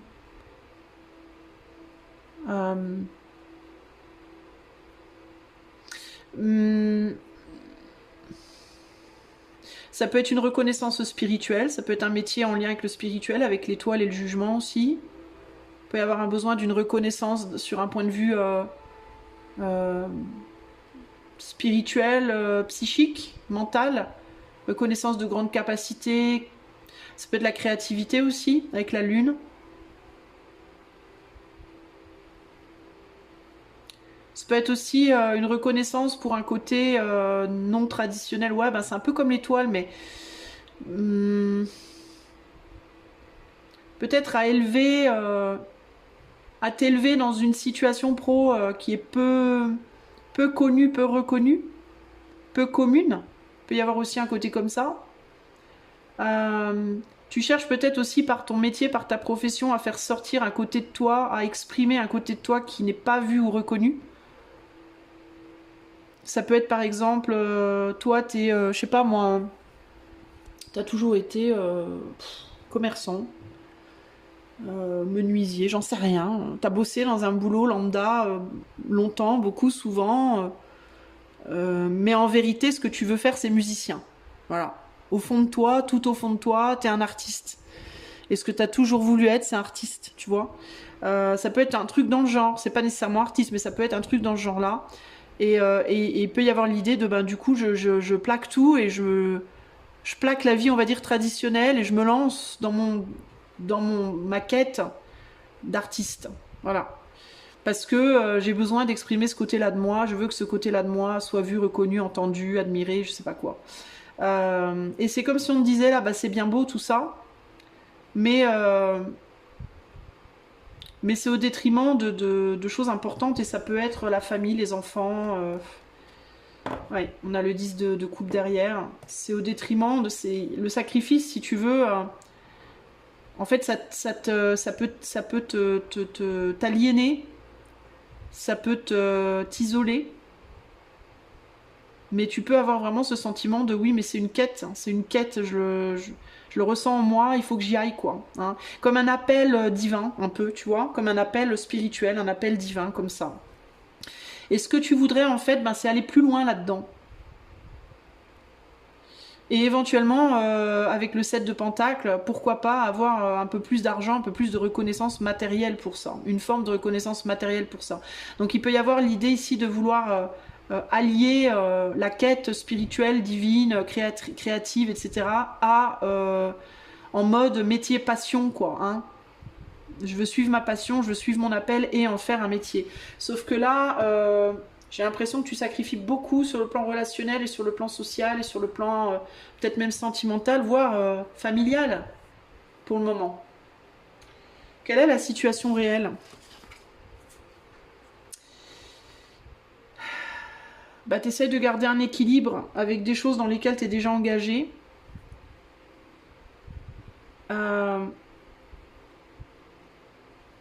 Tu es peut-être même en ce moment un peu plus refocalisé. Alors, tu t'es peut-être éloigné pendant un temps de ta famille. Tu t'es peut-être éloigné pendant un temps du social, des autres, du monde qui t'entoure. Tu t'es peut-être pendant un temps mis dans une bulle. Et là, j'ai l'impression que tu essayes de retourner en arrière. Tu essayes de plus t'occuper des autres, de sortir un peu de ta bulle. Mais on dirait que c'est délicat, que c'est quelque chose pour toi qui est délicat à faire. C'est comme si tu te détournais de cet appel, de cette cause, pour retourner vers quelque chose de plus équilibré. Alors c'est intéressant parce que j'ai l'impression que toi tu fais un travail de... Je réalise que je me détourne, que je suis trop dans ma bulle, que je... Voilà, et je retourne vers... J'essaie de me réintégrer, de me... C'est comme si tu étais passé d'une bulle à une autre. De la bulle, c'est comme si, en fait, c'est bizarre parce que toi, j'ai l'impression que quand tu es avec les autres, t'arrives pas à être avec ce côté-là, les profondeurs de ton être, et tu te retrouves enfermé dans la bulle du social, entre guillemets, et quand tu vas dans ton être, tu t'éloignes complètement du social. En fait, c'est comme si tu n'arrivais pas à avoir les deux, justement. Et j'ai l'impression que tu essayes, là. Tu essayes de te réinvestir dans la bulle, on va dire, plus sociale, plus les autres, ma famille, mes amis, tout ça, machin, le monde extérieur, sans quitter nécessairement complètement ta bulle à toi, ton rêve à toi. Tu peux être en recherche d'un équilibre par rapport à ça. Ça peut être, je continue de travailler sur mon art, admettons si tu es artiste, mais moins qu'avant, j'essaye de aussi passer plus de temps avec ma famille, mes amis, de faire d'autres choses, voilà. J'essaie d'apprendre à équilibrer ça. Ça peut être aussi, j'ai mes activités créatrices, machin, mais j'ai un travail à côté plus terre à terre juste pour l'argent. Ou alors je commence à chercher, tu vois, ça peut être... J'essaie d'équilibrer les deux mondes ici. Ça, c'est la situation réelle. Mais j'ai l'impression que dans cette recherche, tu gardes un œil quand même sur tes activités, on va dire, ton appel spirituel, mais j'ai l'impression que tu t'en détournes un peu. J'ai l'impression que tu as du mal à garder cet équilibre, en fait. Il y a une hésitation dans ces cartes-là. Je ressens de l'hésitation. Est-ce que je fais bien? Est-ce que je fais mal? C'est comme si tu y allais sur la pointe des pieds. D'ailleurs, on n'est pas sur un roi, on est sur une reine, donc on est plus dans une intention, pas vraiment affirmée, chancelante, que sur une action concrète ferme. Tu vois? On est dans... comme si tu voulais aller dans l'eau, mais tu remets le pied dedans, mais doucement. Et de la même manière, quand tu retournes dans tes activités... quand tu sors du social pour retourner dans tes activités personnelles, dans ta passion, dans tout ça, tu peux avoir une tendance aussi à y aller aussi de la pointe des pieds parce que tu as peur du coup de te remettre dans une bulle. En fait, il y a cette idée de, toi tu peux être une personne assez entière et il y a cette idée de quand tu vas dans quelque chose, tu y vas à fond. Et du coup, c'est toujours au sacrifice, au détriment, pardon, d'autres choses. Tu vois, tu n'arrives pas à être en demi-mesure. Tu es à fond et du coup, tu apprends à être en demi-mesure. Tu essayes d'apprendre à être en demi-mesure, mais c'est comme si tu étais très inconfortable là-dedans et que tu te disais, comme tu n'es pas confortable, tu as vraiment du mal. En fait, tu n'arrives pas à vraiment faire quelque chose vraiment à fond. Il peut y avoir un sentiment de partialité inconfortable dans ce que tu fais ou dans ce que tu es en ce moment dans ta vie. Et du coup, sur le plan pro, ça joue forcément, puisque tu es très investi, je pense, dans ton travail, normalement. Et là, tu essayes d'apprendre à l'être un peu moins au bénéfice d'autres choses, mais du coup, tu as l'impression de ne pas vraiment être investi dans rien. Et du coup, tu ne te sens pas vraiment à ta place, je pense. Groupe 3. La règle à suivre pour toi. Ah, bah le jugement. Le jugement, le jugement. Le jugement avec le 7 de bâton, la lutte, et la lutte pour ce qui est vrai pour toi. Bah, la règle à suivre, théoriquement, c'est d'être vraiment toi.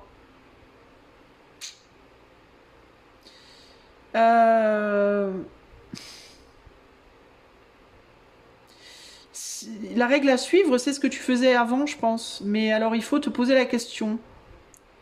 Est-ce que cette volonté que tu as d'essayer de ne pas d'être un peu partout en même temps, ça vient de qui? Ça vient de la volonté de qui? Est-ce que ça vient de ta volonté à toi ou est-ce que ça vient de la volonté de quelqu'un autour de toi? Par exemple, est-ce que c'est tes enfants qui t'ont dit à un moment donné, ou ton autre, ta femme, ta famille, qui t'ont dit à un moment donné, il y en a marre, t'es tout le temps dans ton truc, dans ta bulle, on ne voit pas, on ne voit plus, gna gna gna, on veut passer plus de temps avec toi, il faut que tu apprennes à équilibrer les choses et du coup, tu te fais violence un peu pour essayer d'écouter, d'obéir, en te disant que c'est forcément la marche à suivre, ou est-ce que c'est toi qui t'es dit, c'est pas ce que je veux pas être dans une bulle. Je veux un peu des deux mondes. En fait, cette sensation que tu as de devoir équilibrer ta vie pro avec autre chose, est-ce qu'elle vient de toi ou est-ce qu'elle vient des autres? Parce que, en fait, il faut lutter. Ici, la marche à suivre, c'est de lutter pour ta vérité, pour ce qui vient de l'éther, pour ton inspiration. Ton inspiration, ton intuition, ton appel, ce qui t'appelle, c'est ça qui doit te guider, toi. Et j'ai l'impression qu'il est possible que tu te fasses un petit peu influencer, peut-être. Est-ce que tu te fais influencer par des personnes autour de toi qui peuvent te dire, ben, tu devrais faire plus comme ci ou plus comme ça? Attends, je vais comparer aussi ces deux jugements.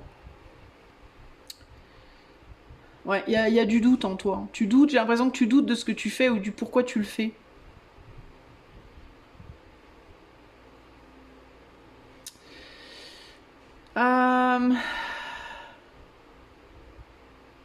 J'ai vraiment le sentiment que tu te fais influencer.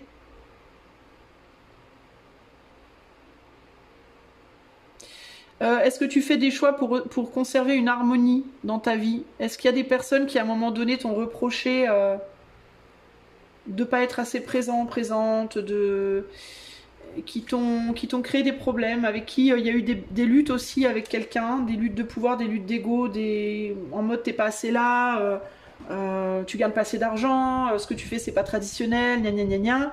Et du coup pour retrouver une harmonie, tu t'es dit bon allez, je vais écouter et je vais me rediriger dans l'autre sens.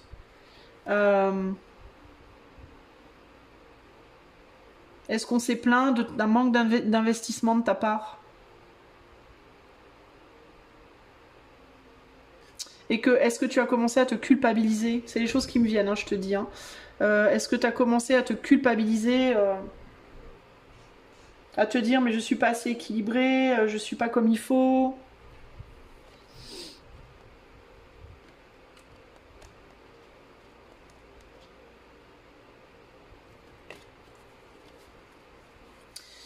Ouais, est-ce qu'il y a des attachements familiaux, des personnes autour de toi à qui tu manques?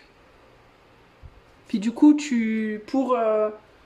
pour satisfaire ces personnes, eh bien, tu as décidé de changer tes habitudes, ton mode de fonctionnement. Alors, c'est pas un mal, hein, je suis pas en train de te dire c'est pas bien. Hein.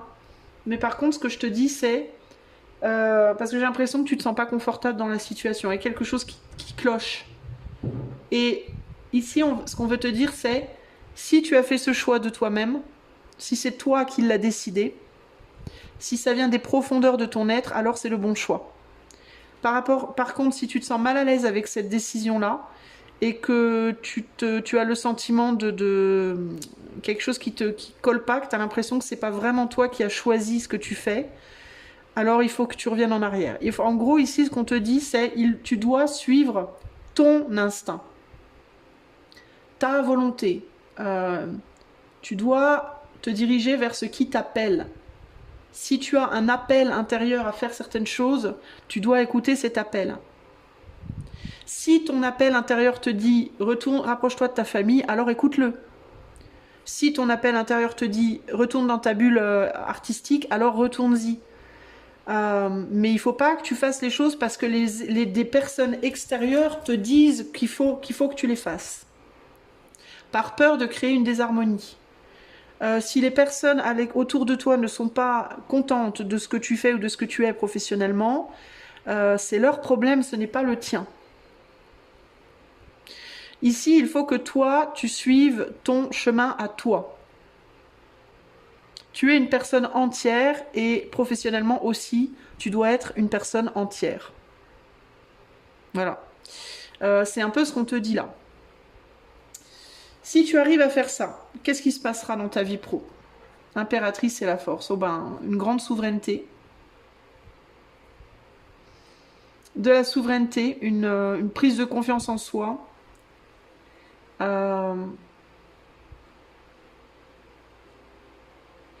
Et j'entends aussi le fait d'arriver à s'assumer.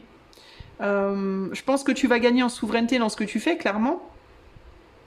Mais il y a vraiment, avant tout ici, on n'est pas vraiment dans une histoire de gloire ici. On est vraiment plus dans l'idée de je me réapproprie qui je suis et je l'assume complètement.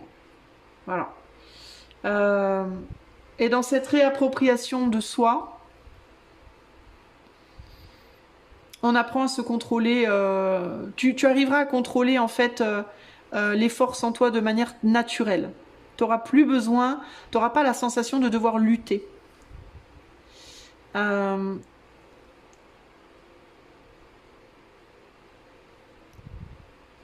Peut-être aussi que tu t'es fait un peu vampiriser par quelqu'un, toi. Ou que tu te fais influencer. Il peut y avoir une personne autour de toi, une mère, une figure maternelle, qui cherche à te dire ce que tu dois faire ou ne pas faire. Et ça peut être ta mère, hein. Ça peut être ta mère, ça peut être ta chérie, ça peut être, je sais pas, ta sœur. Et ça peut même être un côté de toi, tout simplement, qui te dit, qui t'autocritique. Et si tu arrives à faire, à écouter cet appel intérieur, tu seras complètement libéré. Dans cette libération, tu redeviendras souverain ou souveraine et tu seras dans le fait d'assumer cette souveraineté, ce qui t'amènera une plus grande force. Et il y a vraiment l'idée de se libérer aussi d'un côté matriarcal, blasant. Alors tu peux avoir un lien à la mère, toi, particulièrement problématique, groupe 3, et qui se ressent jusque dans ta vie pro. Est-ce que tu as été beaucoup, dans ton enfance, influencé par ta mère, qui t'a beaucoup dit ce que tu devais être, comment tu devais être, etc., etc., qui a peut-être réprimé chez toi une forme de magie, une forme d'originalité, de créativité, une force qui a été réprimée chez toi par ta mère. Une mère qui n'était pas comme si, que tu sois homme ou femme, dont la féminité ne s'exprimait pas du tout de la même manière, que tu sois homme ou femme, je répète, parce qu'on a tous un côté féminin, et à qui ta féminité pouvait peut-être faire peur. Tu vois? Alors la féminité chez un homme, ça peut être une androgynité sur le plan physique, ça peut être une sensibilité, ça peut être une créativité, ça peut être une intuition, ça peut être, tu vois, comme si tu avais un monde intérieur créatif puissant et que ça avait pu faire peur à ta mère et qu'elle avait cherché à réprimer ça. Par intimidation, tu as pu avoir une mère aussi qui s'est mis consciemment ou inconsciemment un peu en compétition avec toi. Et là, il y a l'idée de, si tu arrives à faire ça, à écouter vraiment ton appel intérieur, et que ton appel intérieur, même si on te critique, même si on ne comprend pas, même si on te dit mais pourquoi, machin, gna gna gna, tu pourras récupérer cette force du féminin dont on t'a privé.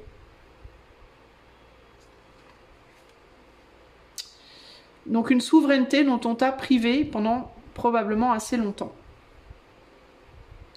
T'as pu être beaucoup en compétition dans ta vie avec les femmes, que tu sois homme ou femme.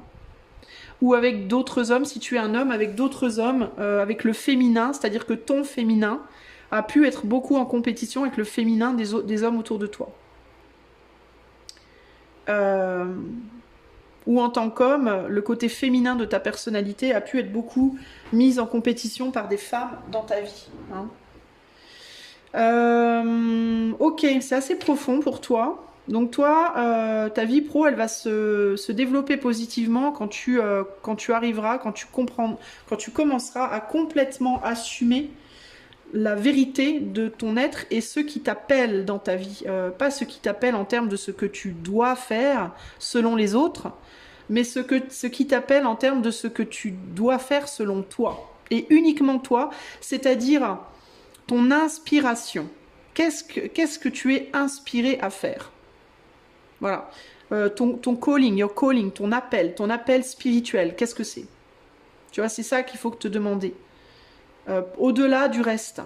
Et si ça impacte les autres, ben, j'ai envie de te dire, c'est pas ton problème en fait, ici groupe 3. C'est le problème des autres qui peuvent décider de te suivre ou décider de ne pas te suivre. Mais tu as pu justement te placer beaucoup en mère par rapport aux autres, beaucoup les soutenir, beaucoup les aider, beaucoup. Et puis du coup, ça peut poser des problèmes parce que quand tu te mets dans ta bulle et que tu suis ton appel à toi, ben ça manque. C'est comme quand tu retires la béquille, tu vois, aux autres, tu vois. Et là, il y a l'idée de, ben oui, mais bon, en même temps, faut bien que tu vives ta vie, quoi, et que tu fasses ce que tu as envie de faire, tu vois. Et ça, il faut que tu te le réappropries, groupe numéro 3. Je vais regarder encore un petit peu s'il y a d'autres choses qui me viennent.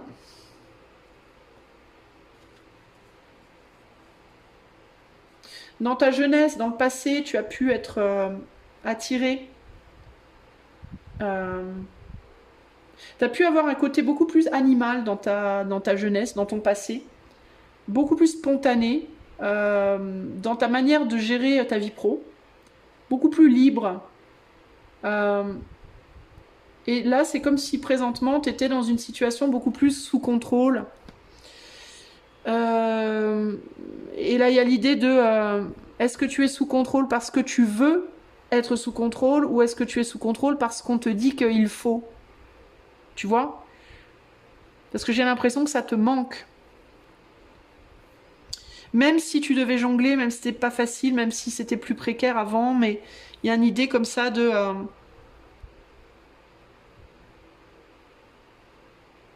comme si tu te pliais beaucoup, là, comme si tu te sacrifiais pas mal, présentement. Dans certains cas, ça peut être l'idée qu'avant, tu étais auto-entrepreneur, auto-entrepreneuse, et puis maintenant, tu es dans une entreprise, par exemple. Ça peut aussi se manifester comme ça. Et tu es dans une entreprise parce que on t'a dit, ouais, mais ton travail d'auto-entrepreneur, ça marche pas, faut que tu retournes dans une entreprise, faut que tu retrouves une stabilité, gna gna gna. Mais est-ce que c'est vraiment ce que toi, tu veux? Tu vois, c'est ça la question. Parce que si c'est pas ce que tu veux, tu vas pas dans le bon sens. Donc tu dois lutter pour ce qui est ton appel divin. Ce qui t'inspire et pas ce que la société attend de toi de manière très terre à terre. Ça doit venir uniquement de toi. Même si ta mère aurait dit que c'était pas la bonne décision. En tout cas, moi, c'est ce que je vois là. Après, évidemment, on est sur un collectif. Il faut que tu gardes ton libre arbitre. Je suis pas là pour te dicter ce que tu dois faire ou pas faire. On est bien d'accord. Je te dis uniquement ce que le tirage dit. Et tu dois, encore, de toute façon, ça te ramène à... tu dois écouter ton intériorité à toi. Tu vois, même moi, je fais partie de ton entourage. Des gens qui sont autour et pas en toi. Donc, toi, tu dois revenir à l'intérieur de toi. Qu'est-ce que ça te dit? Tu vois? Parce que sinon, tu vas être blasé, quoi. Donc, si tu veux sortir de cette blasitude, de cet ennui, de cette tendance à cette sensation de te sacrifier, de toujours devoir subir, il va falloir que tu oses casser certains murs. Et ces murs, c'est en toi, je pense qu'il faut que tu casses. C'est les murs où tu t'emprisonnes tout seul ou toute seule pour faire plaisir, pour plaire aux autres, pour pas décevoir. Je pense, ok, mais c'est à toi de voir. Alors, maintenant, ce que je voudrais pour groupe 3, c'est avoir une indication de ce qui vient professionnellement pour le groupe 3 et sur lequel le groupe 3 n'a aucune emprise, ne peut rien faire. Donc là, on parle de ce que l'éther va t'envoyer sur ton chemin, sur le plan pro, groupe 3, et sur lequel tu n'as pas de choix. de pouvoir décisionnaire. Qu'est-ce qui arrive sur le chemin pro du groupe 3, sur lequel il n'a pas de prise? Ce qui va se passer dans les 2-3 mois pour le groupe 3. Alors j'ai 2 cartes, j'en veux qu'une moi. J'en veux qu'une. Qu'est-ce que l'éther t'envoie sur ton chemin professionnel groupe 3? 3 de denier, bah c'est intéressant, regarde. 3 de denier, 3 de denier. Intéressant. Humble et simple, comme les premiers pas d'un enfant. Une pièce donnée à un mendiant ou une pousse verte surgit du sol. Dans cette innocence organique, cette générosité sans prétention, c'est toute la puissance de la vie qui s'exprime, toute sa dignité. Ne t'y trompe pas et honore-la.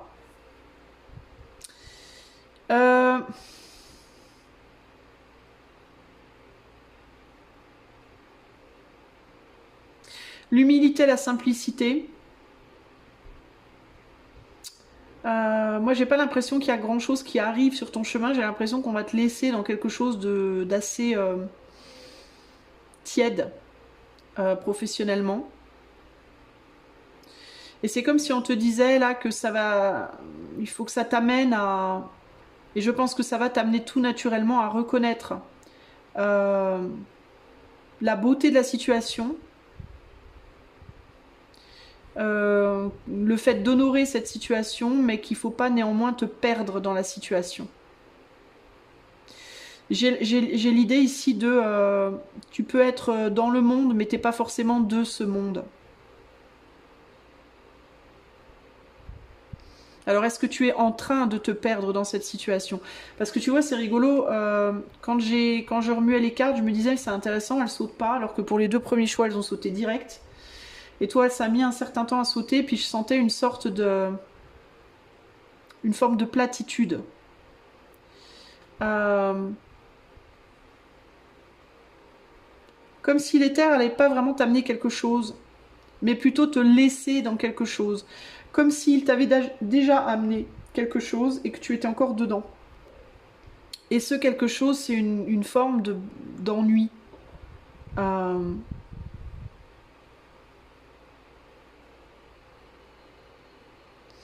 Mais c'est pas comme si je ressens pas que l'éther t'a mis là pour que tu t'ennuies ou pour que tu y restes, mais plus pour que tu reconnaisses quelque chose, pour que tu reconnaisses que c'est peut-être pas ta place. Alors ou que ça l'est ou que ça ne l'est pas. Et je pense que, tu vois, je ressens.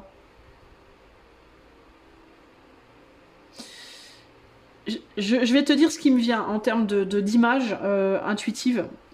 Je vois le fond de l'eau avec des cailloux qui sont posés ou de la vase ou des petites pierres. Et j'ai le sentiment, alors je vais te montrer peut-être de plus près, tu vois là je vais prendre un petit crayon, hop, petit crayon pour te montrer, tu vois. C'est comme si là on avait des cailloux au fond de l'eau. Et c'est comme si l'éther t'avait plongé dans l'eau, tu vois, t'es passé là dans le... T'as fait plouf, toi tu es ce petit caillou là.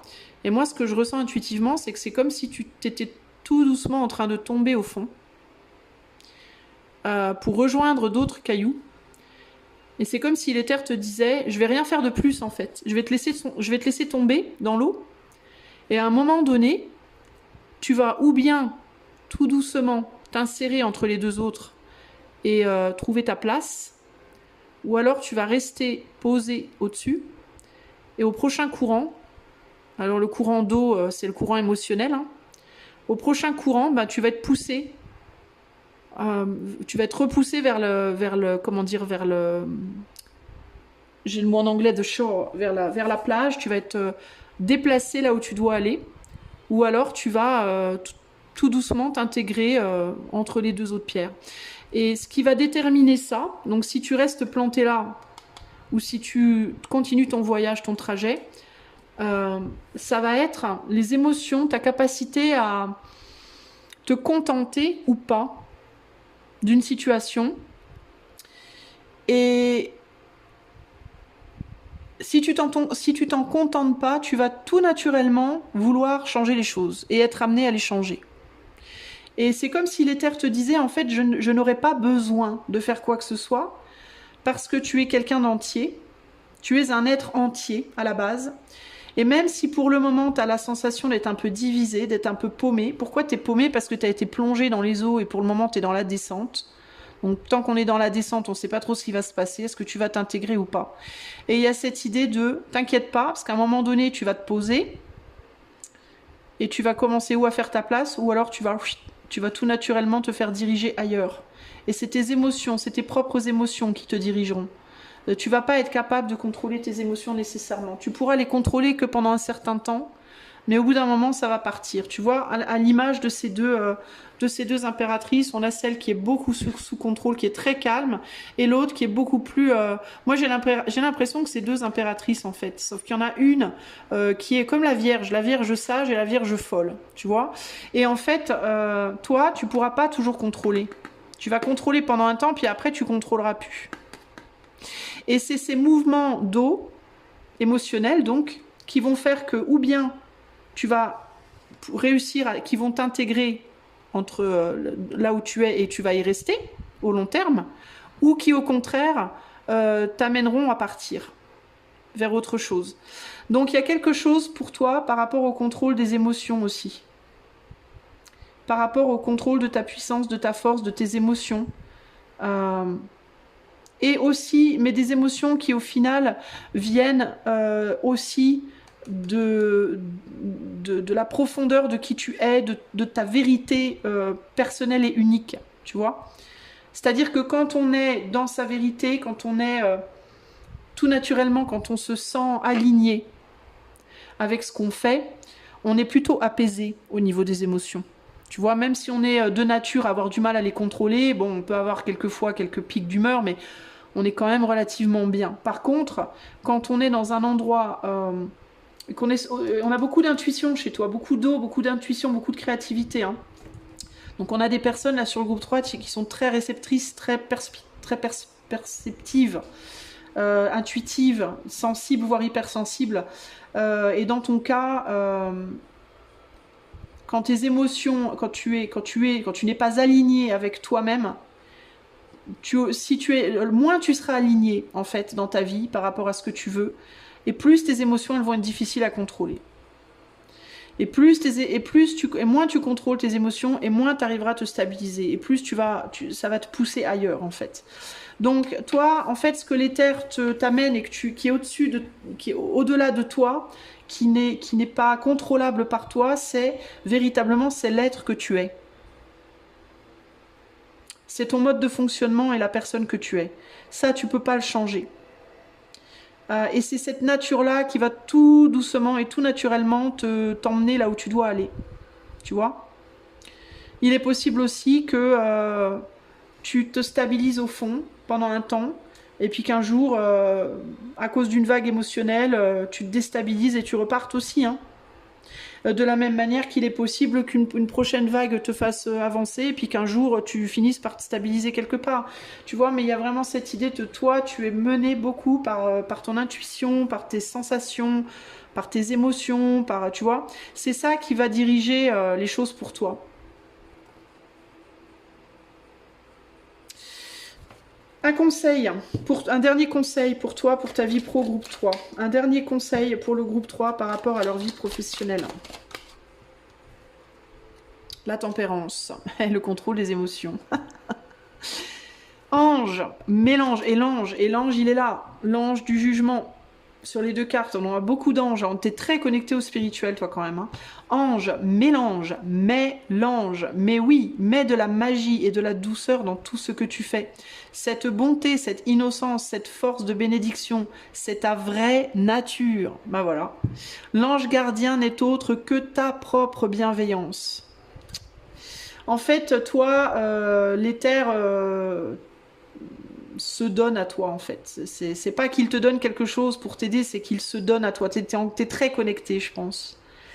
Et tout doucement, il te pousse,